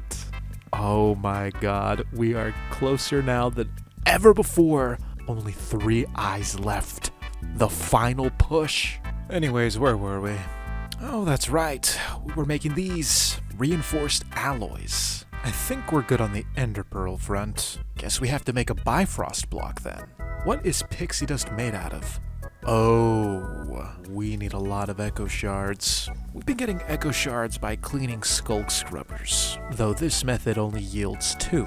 Thankfully, I think we have everything we need to automate it. It's a little exploit that I read about, but we have no choice. I mean, come on, I'm not gonna go hunting multiple patches of skulk. All we have to do is find one. To be honest, I'm a little shocked we haven't done any exploring in this video yet. This looks promising. Oh yeah, this'll do. What's spawning over there though? Better play it safe and section it off. Best case scenario, oh it's slimes, we're saved. This could not have gone better. Oh my god, you can climb over. Alright, aside from the mildly annoying slime sounds on the other side of this cobblestone wall, everything is going according to plan. Anyways, this is what I was talking about. We gotta be fast. All I have to do is click it and break it. Hopefully we'll have Skulk when we're done. Oh! Okay, we got it. Just like that, that's what I'm talking about right there. You see how it's gunked up with the Skulk state? That's what we're going for. So we'll have the block breaker right there, ready to break the Skulk block. The deployer that will place it, the deployer that will activate it, and then we'll just connect the two. Alright, so this is what I have so far. Water wheels are powering the whole thing. I don't even know if I needed 3, but I added them just to be safe. Here we have hoppers and belts and deployers. As you can see, they are moving in sync. Our block breaker is ready to demolish the Skulk scrubber before it clears the Skulk from the walls. Pyrolyzer right there has power. From where? From our Sterling Dynamo, of course, which is being powered by tons of coke coal and a chest full of some backup fuel. It's time to put this to the test. I'm a little worried, but if all goes well, we'll be set. And because of the delicate nature of the Skulk, no do-overs. No pressure. Here we go. Well, that worked flawlessly. The Skulk scrubber was instantly broken, and now it's being baked in the pyrolyzer. And with that, we have 2 Skulk shards. Wait a minute. I forgot about the void fluid. Yeah, I'll just scoop that out with a bucket. Well, it won't be long until we can make more mana pearls, and then pixie dust, and finally, a rod of bifrost. It's taken a while. I've been scooping up this fluid of the void and dumping it here into this one little dew of void block. Wonder what happens if I swim in it. Nothing. But yeah, it's been about I don't even know how long it's been. I have no concept of time in here. But we have a stack. This is taking way too long. I'm gonna have to do something about this. I made a little marker here, that way I wouldn't forget where it was, so we won't lose it. We're gonna have to make one of those chunk loaders. Just like last time, to make this dimensional chunk loader, all we have to do is take a train casing and click it with this crystal. Now we can keep the chunk loaded and always make echo shards. Alright, let's power this thing up. Go ahead and place it here. Sterling Dynamo on top. And then we'll put a chest connected to a hopper feeding into the dynamo, and then we'll just pour all of this coke coal in. And now this should keep the chunk loaded. As long as these 4 stay generated, we're good. And then the last thing we have to do is set up the drain for the fluid of the void. If this thing fills up, then it's going to stop making echo shards. Thankfully, there is a way to get it out. All I have to do is place this fluid duct, this is set to output, and it's going to drain all of the fluid into this nullifier. And the nullifier is basically a void trash can. We can put however much we want in here, and it'll just go away forever. Okay, now we're set. We can go work on other things while these echo shards accumulate. Hopefully by the time we come back, we'll have plenty to work with. So with the echo shards that we do have, let's convert them into mana pearls. We'll just toss these in here, and oh my god, look at all those mana pearls. Never thought I'd see the day. And now that we have the mana pearls, let's go ahead and trade them for pixie dust. Alright, I don't know how much mana this is going to cost, but this seems like it's going to be more on the expensive end. Should I just do the whole stack? Nah, let's just toss it a bunch in. Doesn't look like the mana is being drained. Is it being drained over here? Can't tell. I'm going to throw the whole stack in and see what happens. No mana decrease yet. Oh, this one is actually going down a bit. So the elves are trading us the pixie dust in exchange for our mana pearls. This is essentially what we want to do. I don't know if we're going to automate this. Don't see why we would need to. But yeah, this is very expensive, as is everything at the end of this mod pack, so if you play this, brace yourself. Next, we have to craft a dragon stone. That's just a mana diamond thrown into the portal. Thanks to our reality frames, we have so many diamonds, so this won't be a problem. Actually, the mana may be a problem, but we can always make more. And then same thing with the mana pearls, we just toss them inside. Dragonstone, check. Pixie dust, check. All we need now is elementium. And thankfully, elementium is just mana steel, and mana steel is just iron. Let's see if the elves like mana steel. I guess they love mana steel, wow. It took a minute, but we finally have all of the ingredients to make our bifrost. Elementium, dragonstone, and pixie dust. Makes us only 1 stack. And it doesn't stack? Oh no, this is not good. It's a pretty looking item though. Alright, now we're going to combine the bifrost with glass. Elf glass, which is just mana glass that we traded with the portal.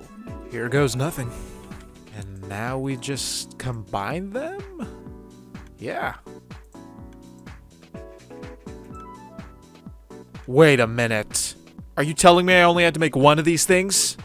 Oh my god. What have I done? You know, Britannia, you really gotta make these things clear. Maybe you do in your manual, which I just don't bother reading, but I was about to craft like hundreds of these rods. Wow. Well, that's relieving and annoying. Okay, we finally have the trinity for expensive items. Endurium, bifrost block, and ender pearl. All to make this reinforced alloy here at our terrestrial agglomeration plate. Here we go. 1, 2, don't throw this pearl. 3. I was a little worried I was going to teleport there. And give us our alloy. How much mana did that use? Oh, not that much, only a quarter. Not as expensive as I thought it'd be then. But yeah, we have it. So we're just gonna rinse and repeat this process until we have plenty of the alloys. I think I'm gonna only make the bare minimum. We have 20 reinforced alloy. This took a while to put together, but I'm glad we finally have them. Hopefully we'll use them all. Hopefully we don't have to make any more. Now that we have the reinforced alloy, we can upgrade it to an elite control circuit. I put a stack of diamonds in the enrichment chamber. These enriched diamonds, they're gonna act as fuel. Let's go ahead and dump this redstone, add our enriched diamonds, and now half of our reinforced alloy. The result? 1 elite control circuit. I'll just grab that so that we can get the achievement out of the way. We finally have it. And with it, we can craft another machine, a chemical injection chamber. The first step is to make a new material. We'll combine silicon with copper. This gives us a copper alloy. On top of that, we have to combine redstone with silicon to make another new material. This is a redstone alloy. Let's craft an impulse hopper. Now, since it has hopper in the name, does it operate like a regular hopper? Oh, there's a lot going on here. Thankfully, we don't have to figure any of it out because this is just a crafting item we need. Now we can craft our chemical injection chamber. Another step out of the way. For some reason, that just completed the singularity task? So the reason we wanted this is because, well, how do I put this? We're gonna make black holes. And to do that, we need a new data chip. A modified data chip that's basically the same as a regular one, except it requires a lot of stuff. Like a refined obsidian ingot, which we make with refined obsidian dust and osmium. Let's go ahead and convert this obsidian into obsidian dust. Or powdered obsidian if you want to be technical about it. We have the dust, let's refine it. Inside the metallurgic infuser, the powdered obsidian is being converted into refined obsidian dust. Look at this thing go. Do you remember the flow of time? That cosmic juice that we had to use to make the old eye? Well, we're gonna use it again. That's because we have to make a couple of overclocked clocks. Looks like our dust is done. Now we can finally use our new tool. So I think we just dump this up there, and then the osmium at the bottom. Wow, this thing is burning through osmium so fast. Let's craft a gas upgrade. Maybe this will help. I hope it'll help, because this thing is using osmium gas, so why wouldn't it work? At least I think it's using osmium gas. Okay, so it looks like the consumption rate just went down by a lot, so we'll be saving more osmium. I think we have everything, but the only item we're missing is the data chip, which we do have. It's just being used over here. Let's make use of this one. This one is spawning nothing but endstone, and I think we have more than enough of that. Take you. Thank you very much. And it doesn't work because I think it has to be a blank data chip. This one already has a seed. Let's make a data chip. Simple enough. And now we'll make its heavily modified variant. With this thing, we will generate black holes. Let's check on our singularity machine, and for good reason. See, when the black hole spawns, we're gonna have to throw these in. Why? You're about to find out. Here's hoping everything goes well. We'll stock up the confusing powder, let this thing recharge, and now we'll have to place this into the hand of the deployer. To think we've come so far. When we started this playthrough, we were breaking chairs to get planks, eating silverfish, and now here we are in our very own factory making black holes. Just goes to show that with a little hard work, you too can harness the power of reality. Here we go. And black hole incoming. I wonder what this is gonna look like. Better stand back. Black holes have a reputation for being a little harmful to the individual who gets too close to them. Any day now. Oh, I think we just destroyed our black hole. I didn't know that that would be voided by these blocks. Guess we're gonna have to cut them off from the power. You know what, let's just destroy them all. We gotta be quick about breaking these. Once that thing is played— oh! That's what I'm talking about! Why did the black hole reappear? Shoot, let's be quick. Throw the singularity in. Oh, we only need one. So, that's what we're going for. It's called antimatter. I guess the black hole is permanent. I just used a ton of singularities, and I don't want them to despawn. This animation takes forever, so I'm just gonna go for it. Hopefully I pick it all up. Oh, never mind, we're good. Alright, we have antimatter pellets. Just what we needed. So we'll just leave this black hole alone. Don't really want to touch it, so let's go. So now that we have antimatter pellets, we need a device that can harness this power for our purposes. As you can see, we are 60% complete with this quest. There are 2 more devices we need. One which we already have, and one which we have yet to make. I'm talking about the chemical oxidizer, which we've already made. Now this next machine, get a load of this. We gotta make an antiprotonic nucleosynthesizer. That's the actual name. My god, I can't believe we're almost done with this. Simple looking thing. Looks like a 3D printer. Oh my gosh, guys. We're right there. The end is just within reach. Look at that. Next, we gotta make an ultimate control circuit. I think of all the circuits, this is the best one. I'm pretty sure it doesn't get better than ultimate. We're gonna have to make something called an atomic alloy. And that's where our new device comes into play. Wow, this thing takes a lot of power. Oh my goodness. So to make this alloy, we need 2 things. A refined obsidian ingot and liquid antimatter. We'll get the antimatter in liquid form by putting it in the chemical oxidizer. 1 pellet equals 1 millibucket of antimatter. Wow, we're almost a stack in and it's still not showing in this tank. How am I supposed to extract it? I think we can extract this with the chemical tank. Yes, we can. Perfect. Plus, I had to take the nucleosynthesizer, not saying the whole name for obvious reasons. This thing was sucking up all the power from our machines. It's just the way we have our whole system set up here. There was kind of a bottleneck. Like I was saying, there was something of a bottleneck going on, so hopefully if we bring it closer to the power source, that won't be the case. There's 40 million in here, and this thing has a capacity of 400 million? Oh, look at that. It is just sucking up all the power in this thing. We'll put our antimatter in here, find obsidian right there. Whoa! I don't think we were ready in terms of power. Look at this thing. Our transfer rate is so slow that it can't keep up with the actual machine. But at least we have it. Atomic alloys. Let's go convert these into the control circuits. Oh yeah, that thing is sucking up all the power. I'm gonna have to cut it off. If we don't have this accumulator, then this task would have been borderline impossible without building one. Before we do anything, let's make some enriched obsidian. This is gonna act as the fuel for making our circuit. Alright, one last time for the metallurgic infuser. Dump this in here. Add the atomic alloys, and we have them. Another massive milestone. The ultimate control circuit. All we have to do now is craft a combiner, and I think that's gonna be it. Let's do it. We have ourselves 1 combiner. We'll place that right there. Simple UI as always. And this is it, folks. All we have to do now is craft the eyes. Now we can practice a little string theory.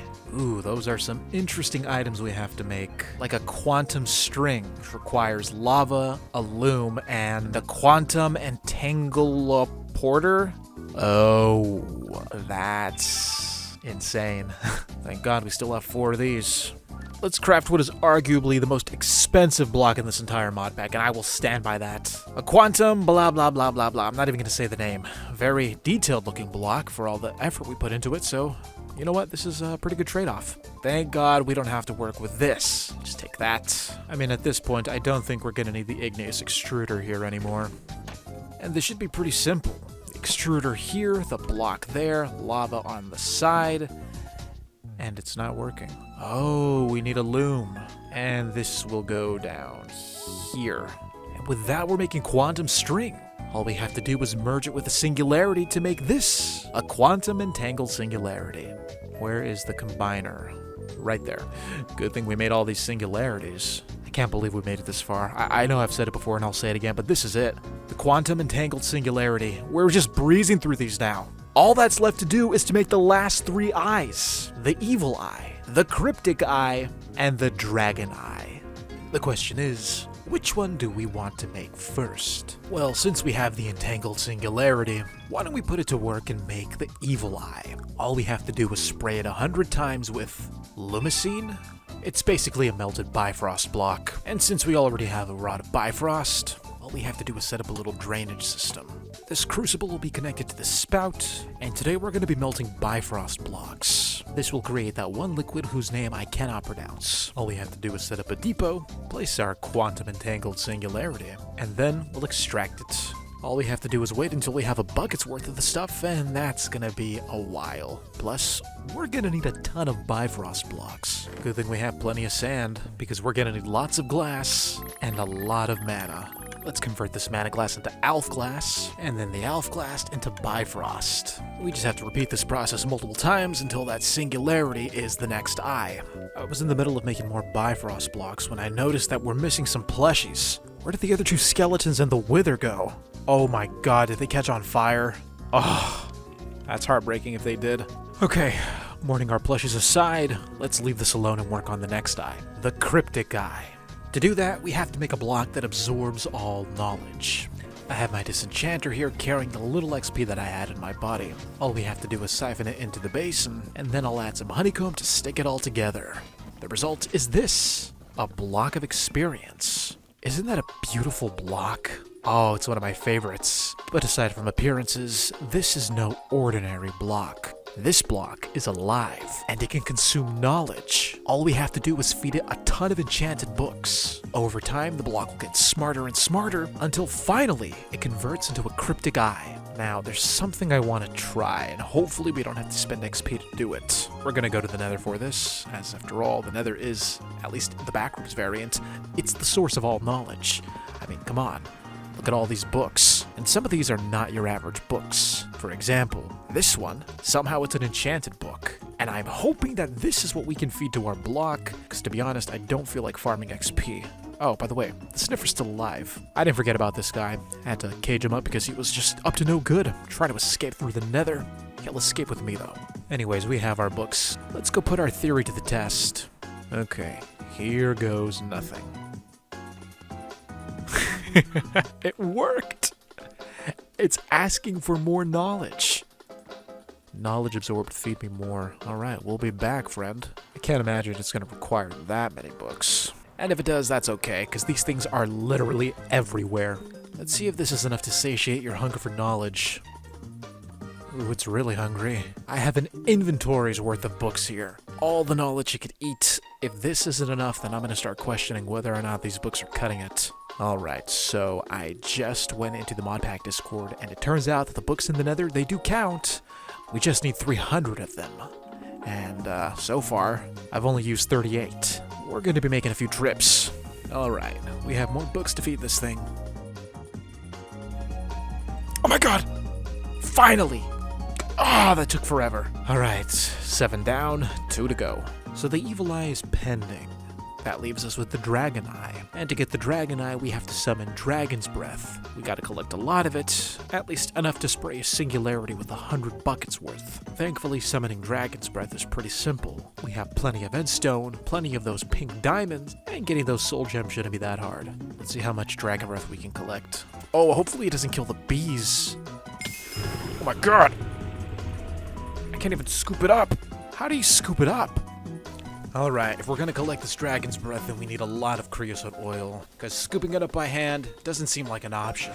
The goal is to make a ton of this treated wood. We got a couple stacks of this stuff. Now it's time for the slow, grueling process of converting this treated wood into living wood. The reason we want so much living wood is because I want to craft a hand. With the hand, we'll be able to make a ton of deployers, which will collect all of the Dragon Breath once it spawns. Let's craft some wooden hands. Okay. All we have to do is line them up in a row. Pretty big range if you ask me. So this should work. Want to get as much coverage as possible. And here's hoping we don't overstress everything. Look at that, it works. Okay, I think we'll be good. They all have bottles in hand. Let's activate the ritual and see how this turns out. Oh. It stopped collecting. Why did it stop collecting? Oh, we got Dragon's Breath in every single one of them, though. Alright, so we got 1 Dragon's Breath. We have to extract it with a funnel. There we go. It's kind of hard to see, but each and every one of these deployers has a brass funnel. If there was a better way to do it, I didn't figure it out. I'm kind of rushing now, so hopefully this will get the job done. The only annoying thing is that it's hard to sneak in there and actually place the items. You kind of have to run around and sneak a little just to get a view. Come on, give me all the dragon stuff. There we go. Oh my god, we're getting a ton. Look at all that. How am I supposed to get the rest?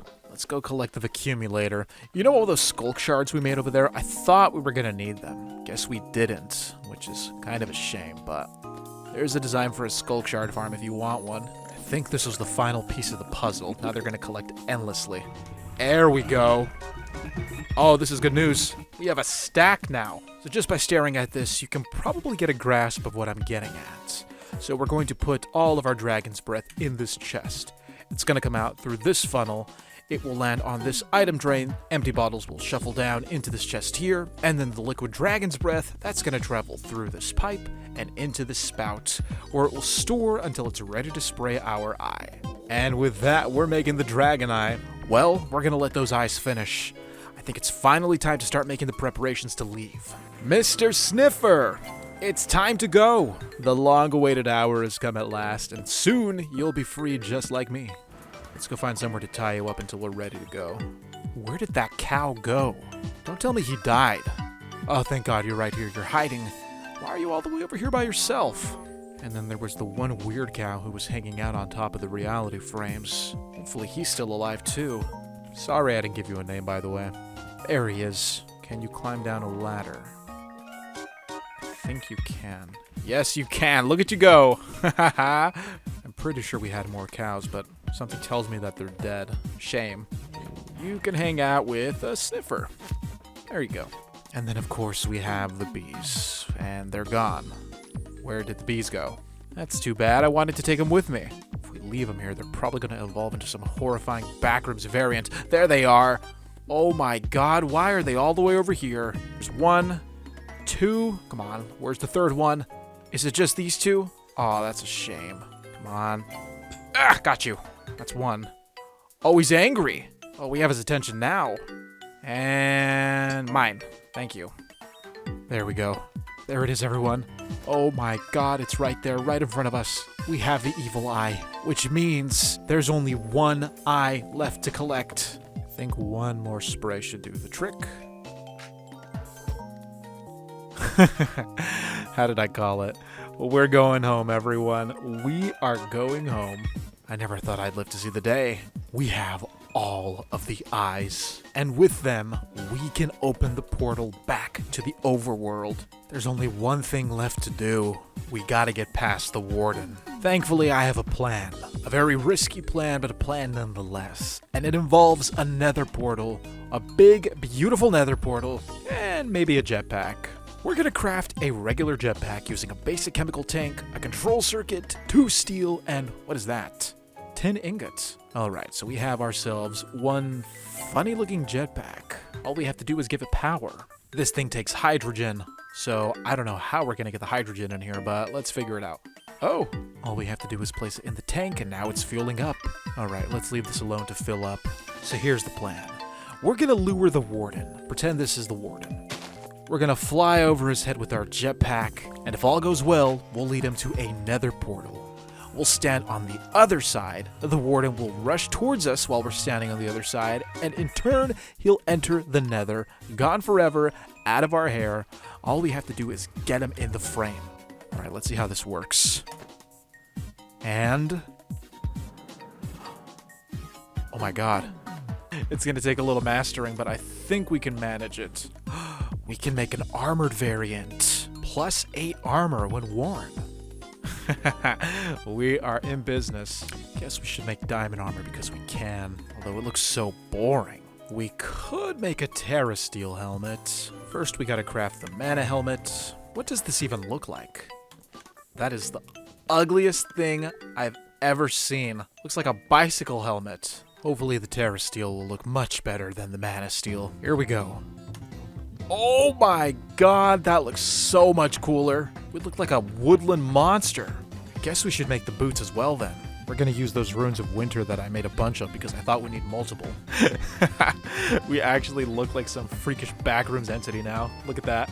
It's probably a little careless of me that I'm not taking any healing items, but this should work. We're not taking the animals just yet. First we have to make it safe.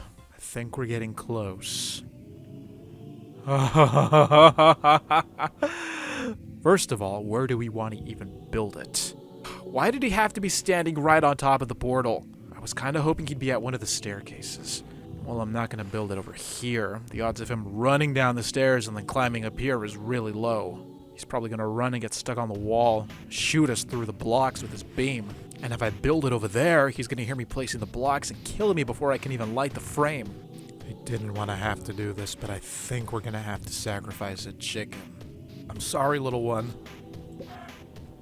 Come on. Make a noise. Walk. There we go. There we go. Yes, come on, you got it. You're kidding me. Where are the shriekers? Oh, there we go. Okay, rest in peace, little chicken. I think we should build a portal. Oh, we gotta be fast. Gotta be fast. Oh, we gotta be run, run, run, run, run.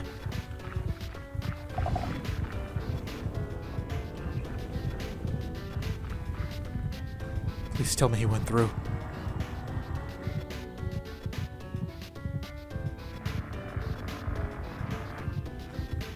Did he go through?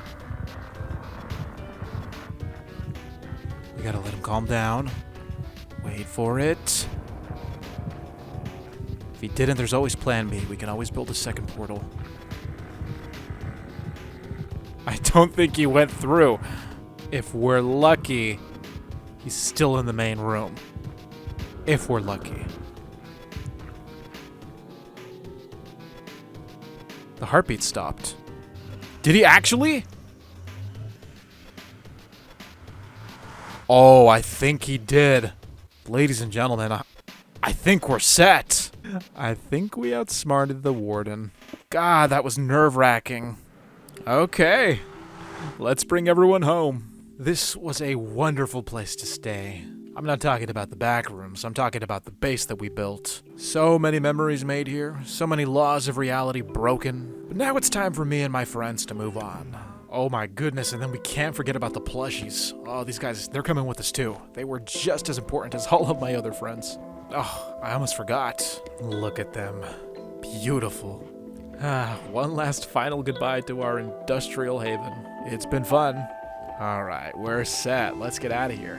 All we gotta do is break this block and we're in the clear. There. Banished forever. Okay, here we go. 1, 2, 3, 4, 5, 6, 7, 8, 9.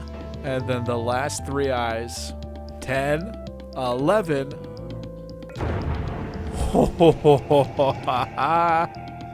We did it, everyone. We are getting out of here.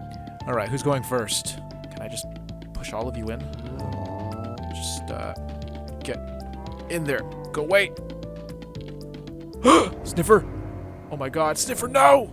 Shoot, I'm gonna have to let you go. I hope you survive the fall. Oh! Oh my God. Please tell me there's no warden. Sniffer, just stay there. I'm coming. Oh, we got him. Where's the wall? The wardens are gone. Nothing will spawn. Oh my God, he spawned. He spawned, but he's back. Sniffer, no!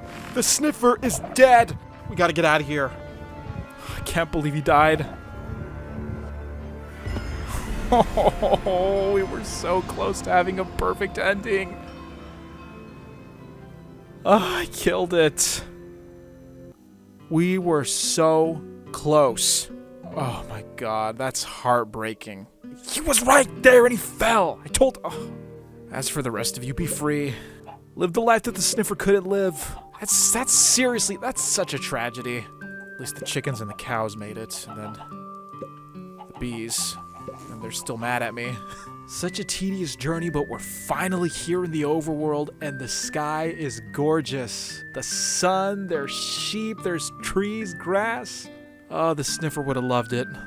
Well, we're gonna have to honor his memory. A modest grave for a good friend, and so he's not alone. We'll leave him the plushies. Rest in peace. Well, that's gonna be it for today. Talk about a bittersweet ending. But despite all of that, we still made it out. Not only that, we escaped with a bunch of cool tech. Thank you so much for watching. I hope you enjoyed this series, and if you did, be sure to leave a like, tell me what your favorite part was in the comments, subscribe if you're new to the channel, and if you want exclusive early access to more of these videos, consider becoming a member. Thank you so much. I will see you next time. This has been Doublesal. Have a great day.